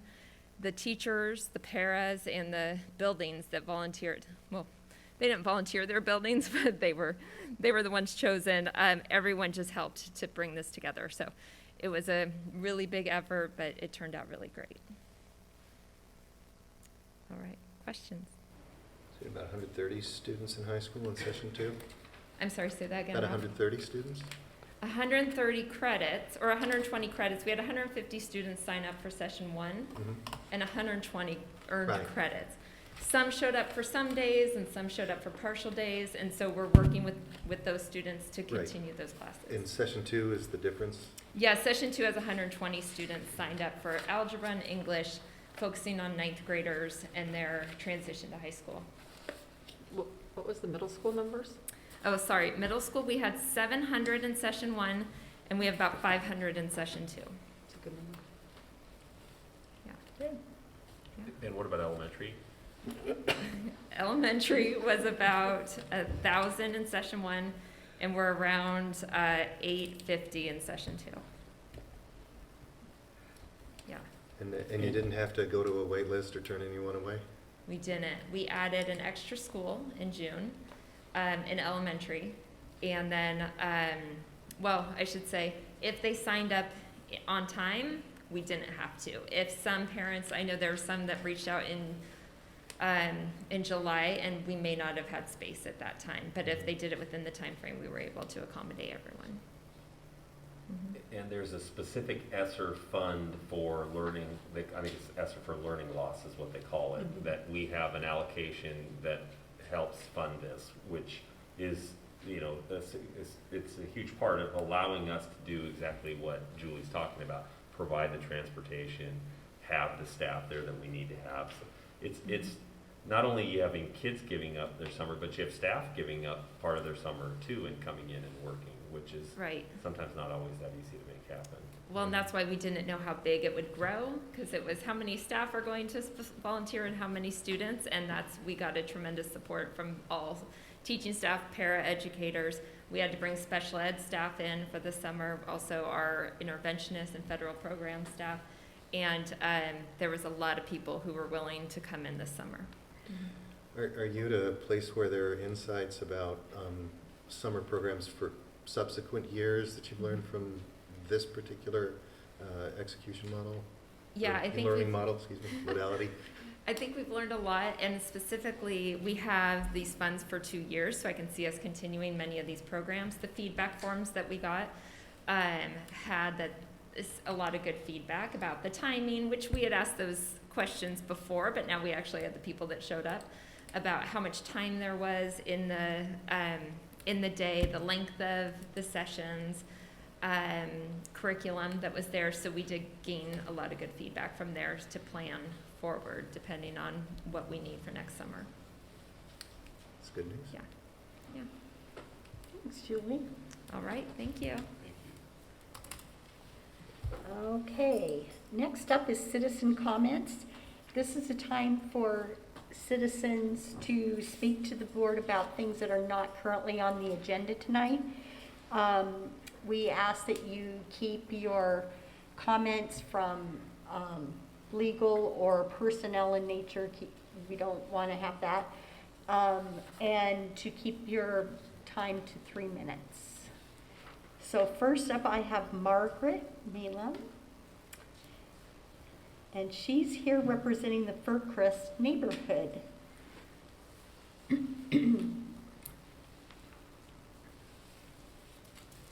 I have a big smile under my mask. I don't know if you can really see it. So Margaret Milam, co-chair of the Fircrest Neighborhood Association. I just wanted to welcome you to the Fircrest neighborhood. Every home, business, organization in this boundary is automatically a member of the association, so you're automatically members. There are no dues, so you don't have to worry about any of that. We already have a great relationship with the Fircrest Elementary School, and we're looking forward to developing the relationship with you and with Hollingsworth and Legacy and the Transitions Program. So with that in mind, we're going to welcome you with some cupcakes from a Vancouver bakery. They're COVID safe. They're all individually wrapped. They have a little fir tree on the top. It's from a bakery, you know, so professionally made. I don't know if I can hand them to you now or how you want to do this, but welcome to the Fircrest neighborhood. Thank you. Thank you, Margaret. Maybe right after the meeting, we can Eat them yeah. before dinner. First. Okay, next on our list is Henry Harbert. I'm here and I pass. Okay, thank you, Henry. Okay, Margaret, you're up again. You're just busy tonight. Had to wait for you to get all the way back so you can come back up again. So I just want to make clear that here I'm just Margaret Milam, a teacher, nothing to do with the Fircrest Neighborhood Association for this part. I understand that much of the decision-making regarding returning all students to in-person schooling is being made at the state level, but it's also obvious that we are all forming our own opinions about it. And I'd like to point out that this is a decision that requires good critical thinking skills in the form of analyzing and synthesizing lots of different pieces of information and different goals. So I've actually been a little baffled by the single-minded focus on masks that I've heard in many of the public comments lately, when really the situation is much more complicated than that. For example, I haven't heard much talk about the physical distancing. I can tell you as a 6th grade math teacher, masks have not had much of an impact on my students' learning, but the physical distancing definitely has. Students feel awkward asking questions and getting help in a tone of voice loud enough to be heard 3 or 6 feet away. And it's also difficult for students to help each other work together when seated apart.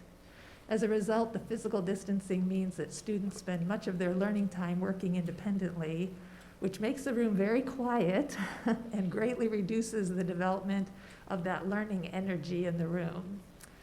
So does this mean that I'm advocating for no physical distancing before it's safe to do so? No, absolutely not. That is not my point here. I am wondering if wearing masks might actually make it safer to sit closer together. But my main point here is that there are many different pieces of information and different goals, with some of them actually in tension with each other, and they all need to be thought about before they're put together in a plan.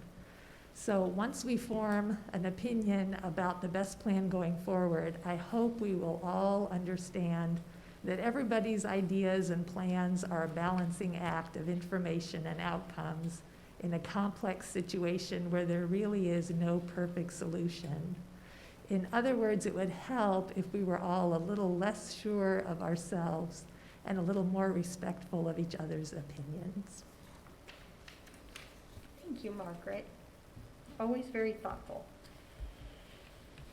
Next up, I have Sasha Akey. So, did I get that your last name? I'm sorry. I said my last name correctly. It's Sarah. I'm sorry. Oh. So I'm Sarah Akey, and first of all, I just want to say thank you so much for welcoming the public in and hearing us. I have a tremendous amount of respect for every single person sitting on this board. I wouldn't want to be you, so thank you for that. I'm a lifelong resident here in Clark County. I'm a parent in this district. I am incredibly nervous right now. I'm so sorry. I'm an elected precinct committee officer right here in this neighborhood, and I'm really concerned with how things are being handled in our schools. I love the Evergreen School District, and the woman who spoke before me, I totally understand. This is such a balancing act. But I'm here to talk about the masks. For starters, I want to be clear that COVID is a real thing. I'm not disputing that. But there are no peer-reviewed studies that are showing that masking our least vulnerable population is actually effective. Masking and social distancing our children in some ways is being shown to desensitize them a little bit. It's uncomfortable for them to be so far away from their peers, from their teachers, their faces hidden, our mouths and our eyes show our emotion. So and I'm echoing what a whole bunch of other people are saying, I want the board to consider the emotional and mental toll that this is taking. This can't be an easy decision, but I feel responsible to be here. On to critical race theory for just a moment. I don't think there's any reason for this. Teachers should be teaching our children compassion via action. Our teachers in this district are so good about that. I was encouraged to hear about our equity and inclusion program. That sounds like an absolutely phenomenal alternative to the CRT curriculum as it's written. And finally, then I'll stop talking, this comprehensive sex ed program is not belong in our schools. I'm not sure if anyone has come out about that recently. That's for the parents to handle.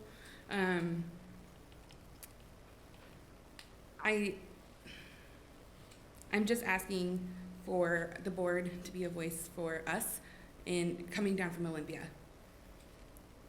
Bureaucracy and politics don't have any place in our schools unless it's in a civics class. This has got to be more about our kids, and I hope more parents start kind of getting involved, but thank you for your time. Thank Thank you you, very Sarah. much, Thank you. Sarah. Ashley?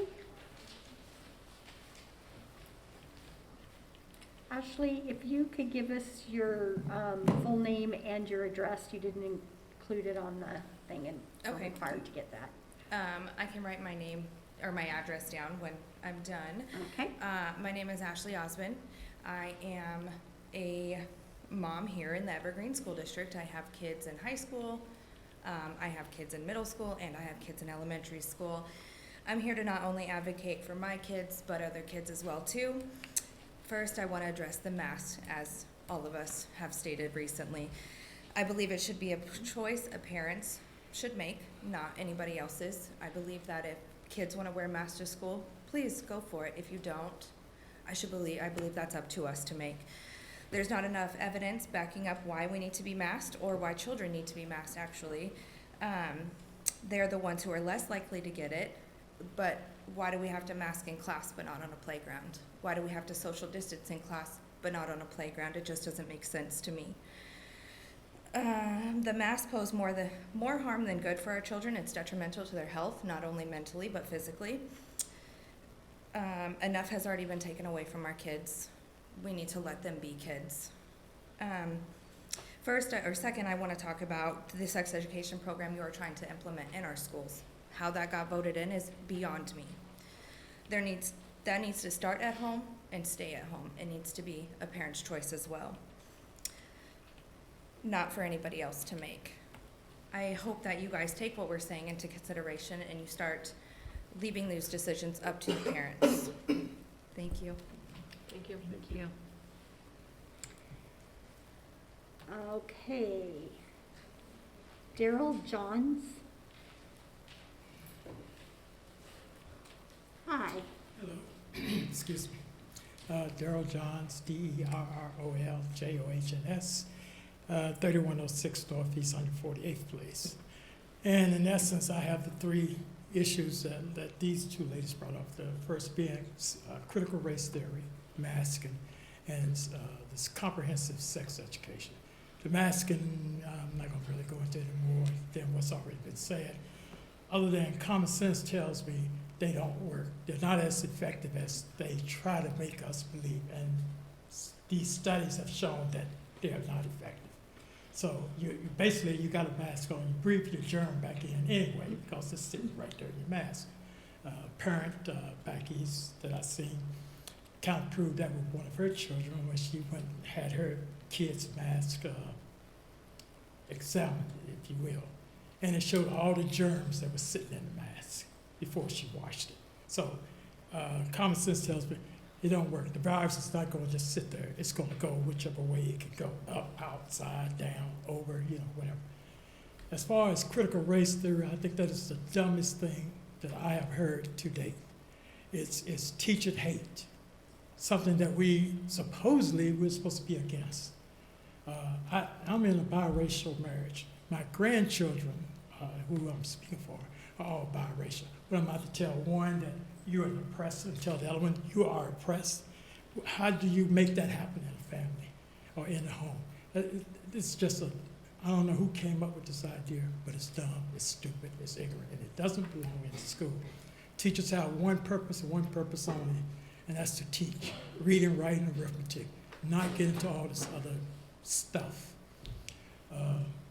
And I hope and pray the Evergreen School District does not incorporate this curriculum in there, especially as I've been hearing from some other, from news stories from some other school districts where they're actually sneaking it into the, if you will, into the school.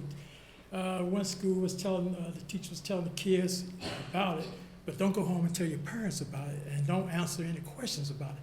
What kind of conversation is that to give a kid? We are supposed to be adults. We should act like adults. We should not be trying to teach this hatred. And that's what this is all about, hatred. This country is great, period. And I don't care what anybody say. this country is great. And I've been to other countries because I've been in the military. And I'm telling you, anywhere, this is where I want to be, not anywhere else, because you would not be able to say what you say. Comprehensive sex education, as this lady says, it belongs in the home and the home only. Teachers should not be trying to teach this, particularly starting at kindergarten level. I think it's where it starts.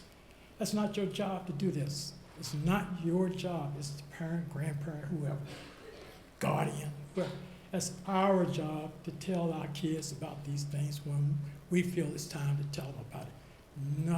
Not the school, not the governor, not anybody else. Thank you. That's all that we have on the list. Is there anybody else in the audience that wanted to speak? I think Lisa was able to sign up for those. Okay. You could come up and state your name and address, please. Yes, my name is Heidi Zolish. My address is 13522 Northeast 52nd Street, Vancouver, Washington. The reason that I decided to come here today is for the 3 reasons that everybody else did. But not only that, but I think that when we come, you know, they started with the critical race theory.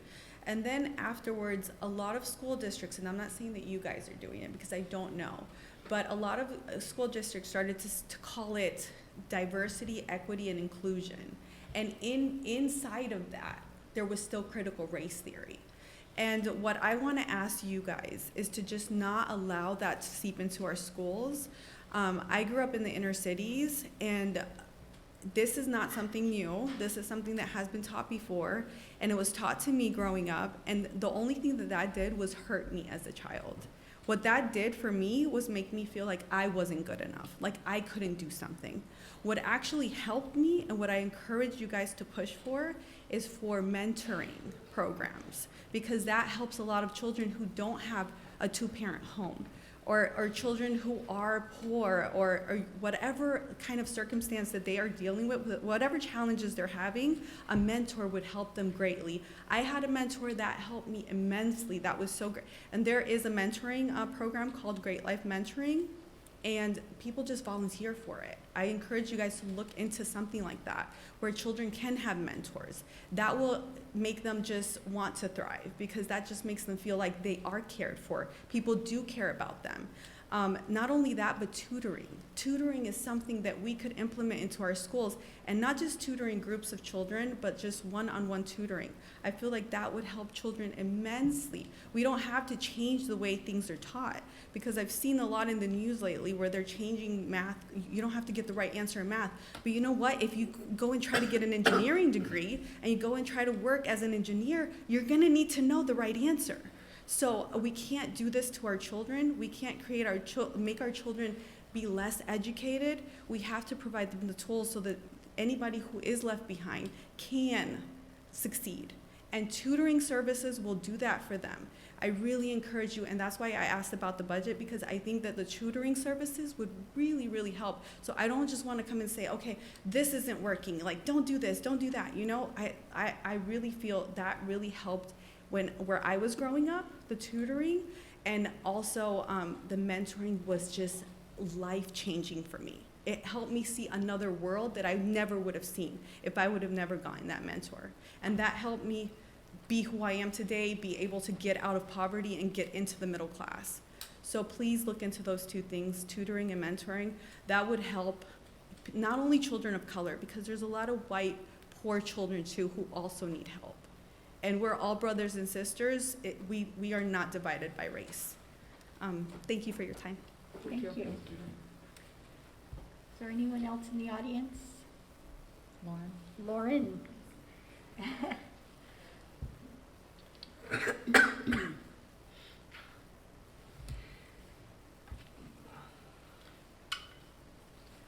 Always seem to miss the sign-in sheet, sorry. Lauren Sickles, 3013B, Northeast 103rd Loop, Vancouver. I'm here, a little different subject. I am here about this amazing building that's right across the parking lot here, the Hollingsworth Legacy and soon to be renamed Transition Program. I walked through it the other day when we were given notice that staff could come and take a look through it. And by the way, for the audience, I will be working at Hollingsworth this next year. I'm so excited about the opportunities I think that new building is going to provide for all three programs. And it's beautiful, and it's more than I imagined while I was on the design committee, helping to think through all the little details and stuff like that. So I appreciate the people of Evergreen School District that supported that amazing bond that allowed that, among so many other buildings, to be rebuilt and built anew. And I'm very excited, and I know our staff are very excited too. So thank you. Thanks, Lori. Thanks, Lori. Thank you. Okay, last call. Yes, sir.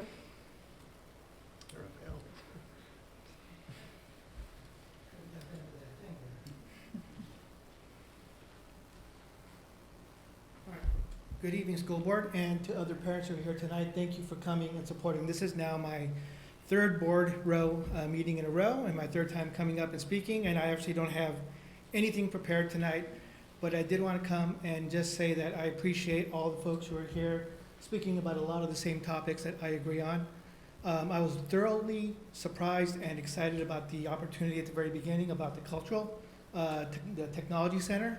I think that's a great idea, and I would love to volunteer and help because I have a background in procurement, contracts, aerospace, and defense, and I think there are a lot of people who need to have jobs going forward. The question is, how do you implement a program like that when we start digging into this inclusion, exclusion program that's also making its way into the schools? And it's going to be difficult. How do you decide which kids get into the program if it's a limited number or if it's popular? You're going to start discriminating on color. That's bad. Well, we haven't done We that can't so do that. far. I'm sorry. It's all done by lottery. It could be done by lottery. I think that's the fairest way of doing things. Yeah, And if that's it's what going to we be do. done that way, then I think it's a great idea. But again, as the parents have said before, kids aren't born racist. We got to not teach it to them. We got to not give them the opportunity. And I missed my timer up there. I'm just going to use that to make myself, again, George Burns, keep it short at the beginning and the end there. But no, I just think that, you know, there's a lot of opportunity for folks to get in there and get involved. And I asked the parents who are watching on video, who are listening in on the telephone, come in here, see the building. It's really nice. It is a really nice place, and there's a lot of room here, and we want you to be involved. It needs to be a partnership. And all I ask is that we get more information as part of that. We saw a lot of information come out tonight. We got some briefings on what's going on with the training, and I think that's fantastic. And maybe during one of those sit down with the soups, that we hear the term, you know, culturally sensitive this. Well, what does that mean? Throw it up on a PowerPoint slide and say, it means this at Evergreen. And that will help folks say, okay, it's not critical race theory, it's this. But until we hear what it is, we don't know whether we like it or we don't, or whether it's needed or it's not. So we need to hear that information from everybody. So I know we're running short on time, and I don't want to take advantage of the extra time, but I think we need to make sure that we get that information out to all as parents so we can make those choices and help out where needed. Because we're here to partner with you. We need to partner with the school districts, the schools, and the buildings as well. We can't be doing it on your own or us on our own as well. Thanks. Thank you. Thank you. Okay, well, we appreciate everyone who comes and gives public testimony to the board. Oh, is there anyone in the virtual world? We're not virtual anymore. No. Okay.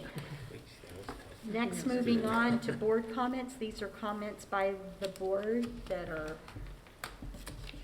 above and beyond what's on the existing agenda. Do we have any comments by the board?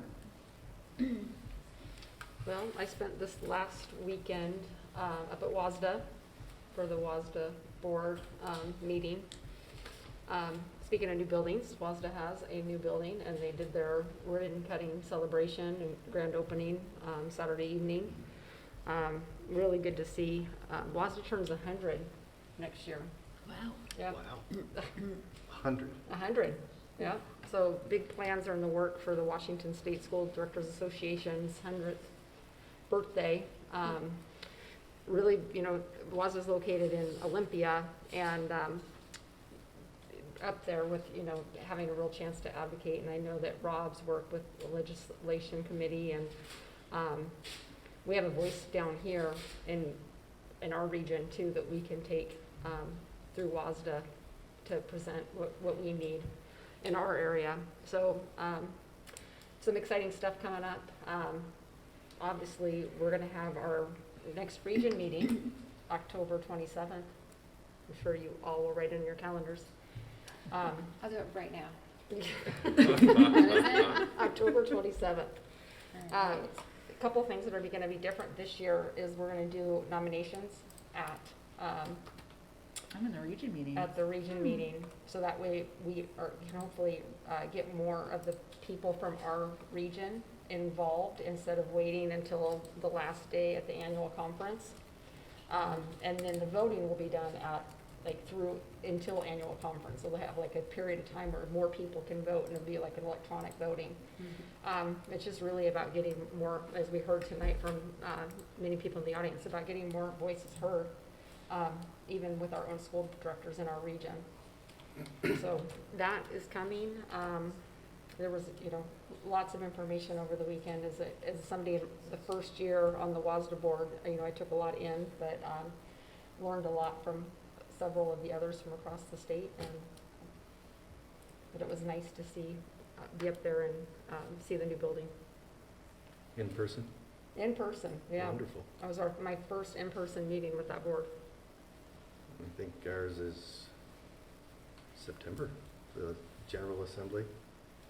I think both you and I are planning to attend that in September, but I don't know if the legislative committee is going to be in person. But hopefully we're done with that work from now until then. I wanted to talk a little bit about that because in connection with my WASDA work, I thought July was going to be pretty lightweight, and we ended up meeting a lot in legislative committee, but also Congresswoman Jamie Herrera Butler's office contacted me to have the meeting that WASDA and the National School Board Association usually arranges in January. And it became a phone conversation of about 20 minutes with her and Kyle Sproul from the Vancouver district, talking about federal issues important to ESD 112, Director Area 6, all coterminous with Congressional District 3. So basically asked her, do you want us to start aspirationally, or do you want us to get right into the wonk? And she wanted to get right into the wonky details, and I'll do it if you haven't done it yet, but you should have had a copy of the email following up. We talked about community eligibility provisions. We thanked the Congress for keeping this, support for the summer lunch programs going through this whole year. That, I think, isn't it correct, Mike, that school lunch is free for the next year because we're still using the summer program model? It's a different program, but it is free next year. Yeah. We talked about transparency and red tape, and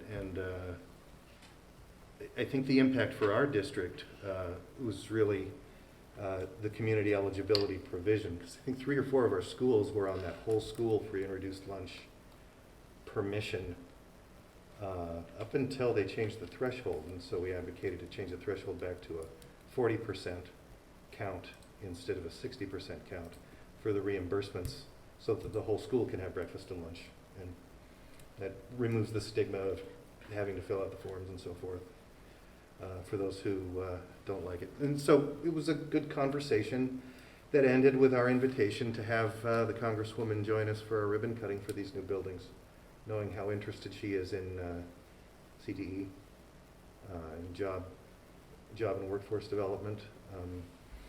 I wanted to point out, when you correspond with her office, you end up on her mailing list, and I learned today that she's throwing a job fair next Thursday up at the County Events Center, the fairgrounds. And if it's appropriate, sounds like something that we could advertise, if it's appropriate, given our interest in trades and so forth that we were talking about today. I also ended up, on the day that the Superintendent of Public Instruction and the governor talked about masks in schools. I got a call from Tim Garshow, and he answered a couple of the WASDA questions that I had. Then he talked about expressing thanks for specific work that Mike and the Cascadia folks, Joan Houston and others have done to arrange for the National School Board Association to visit, including the top 5 officers from NSBA from 8 different states. I think it's a Western region thing. On October 7th and 8th, they're going to come through Henrietta Lacks. They're going to come through Cascadia and visit the culinary flight and robotics programs there. And he intends to position us as model CTE programs nationally that should get some national recognition as top in the nation approaches to career and technical education. And invited 2 of us to join them for lunch on one of those 2 days from our board.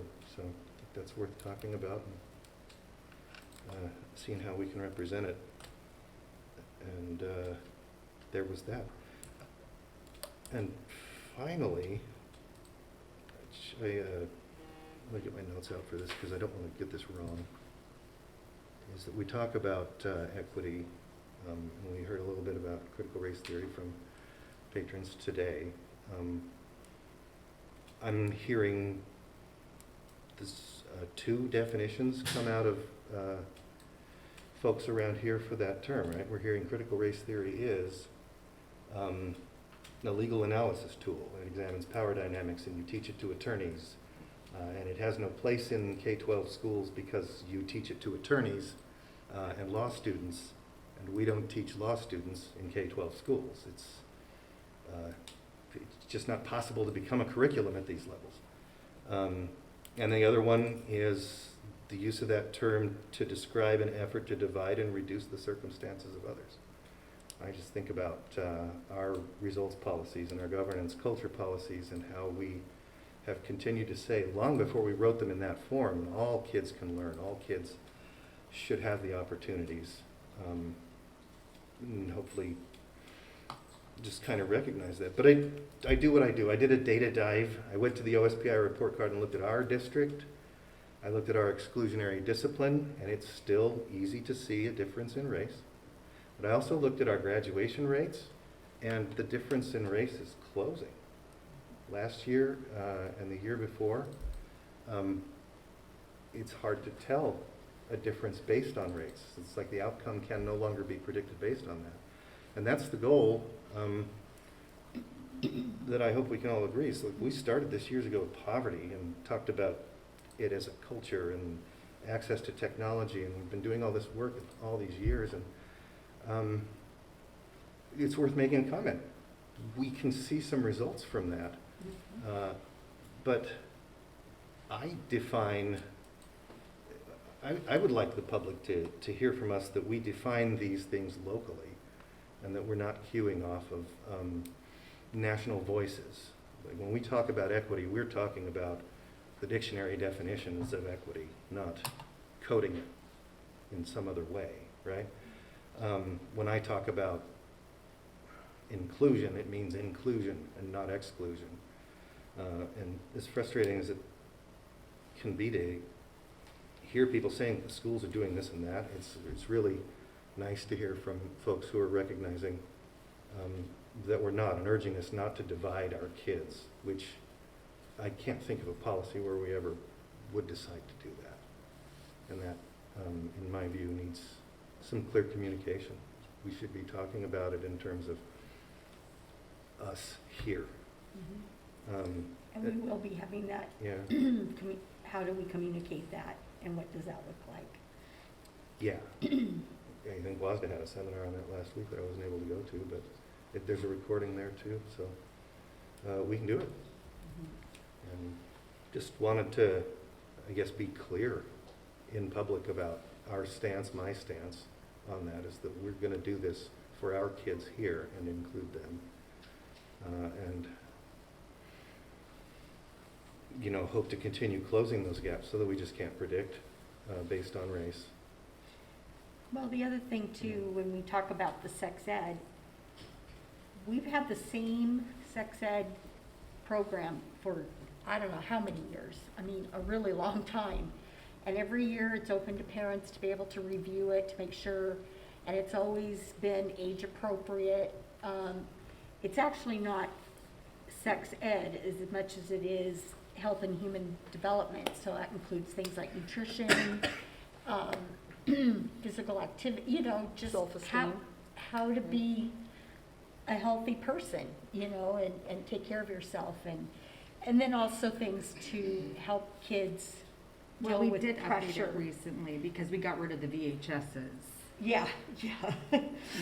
So, That's what I got to watch. but I think it's just important for parents to know nothing big has happened. There's not been some big change in that. You are always welcome to review the materials ahead of time and make a decision. Yes, you are. We open it up to parents every year. Oh, okay.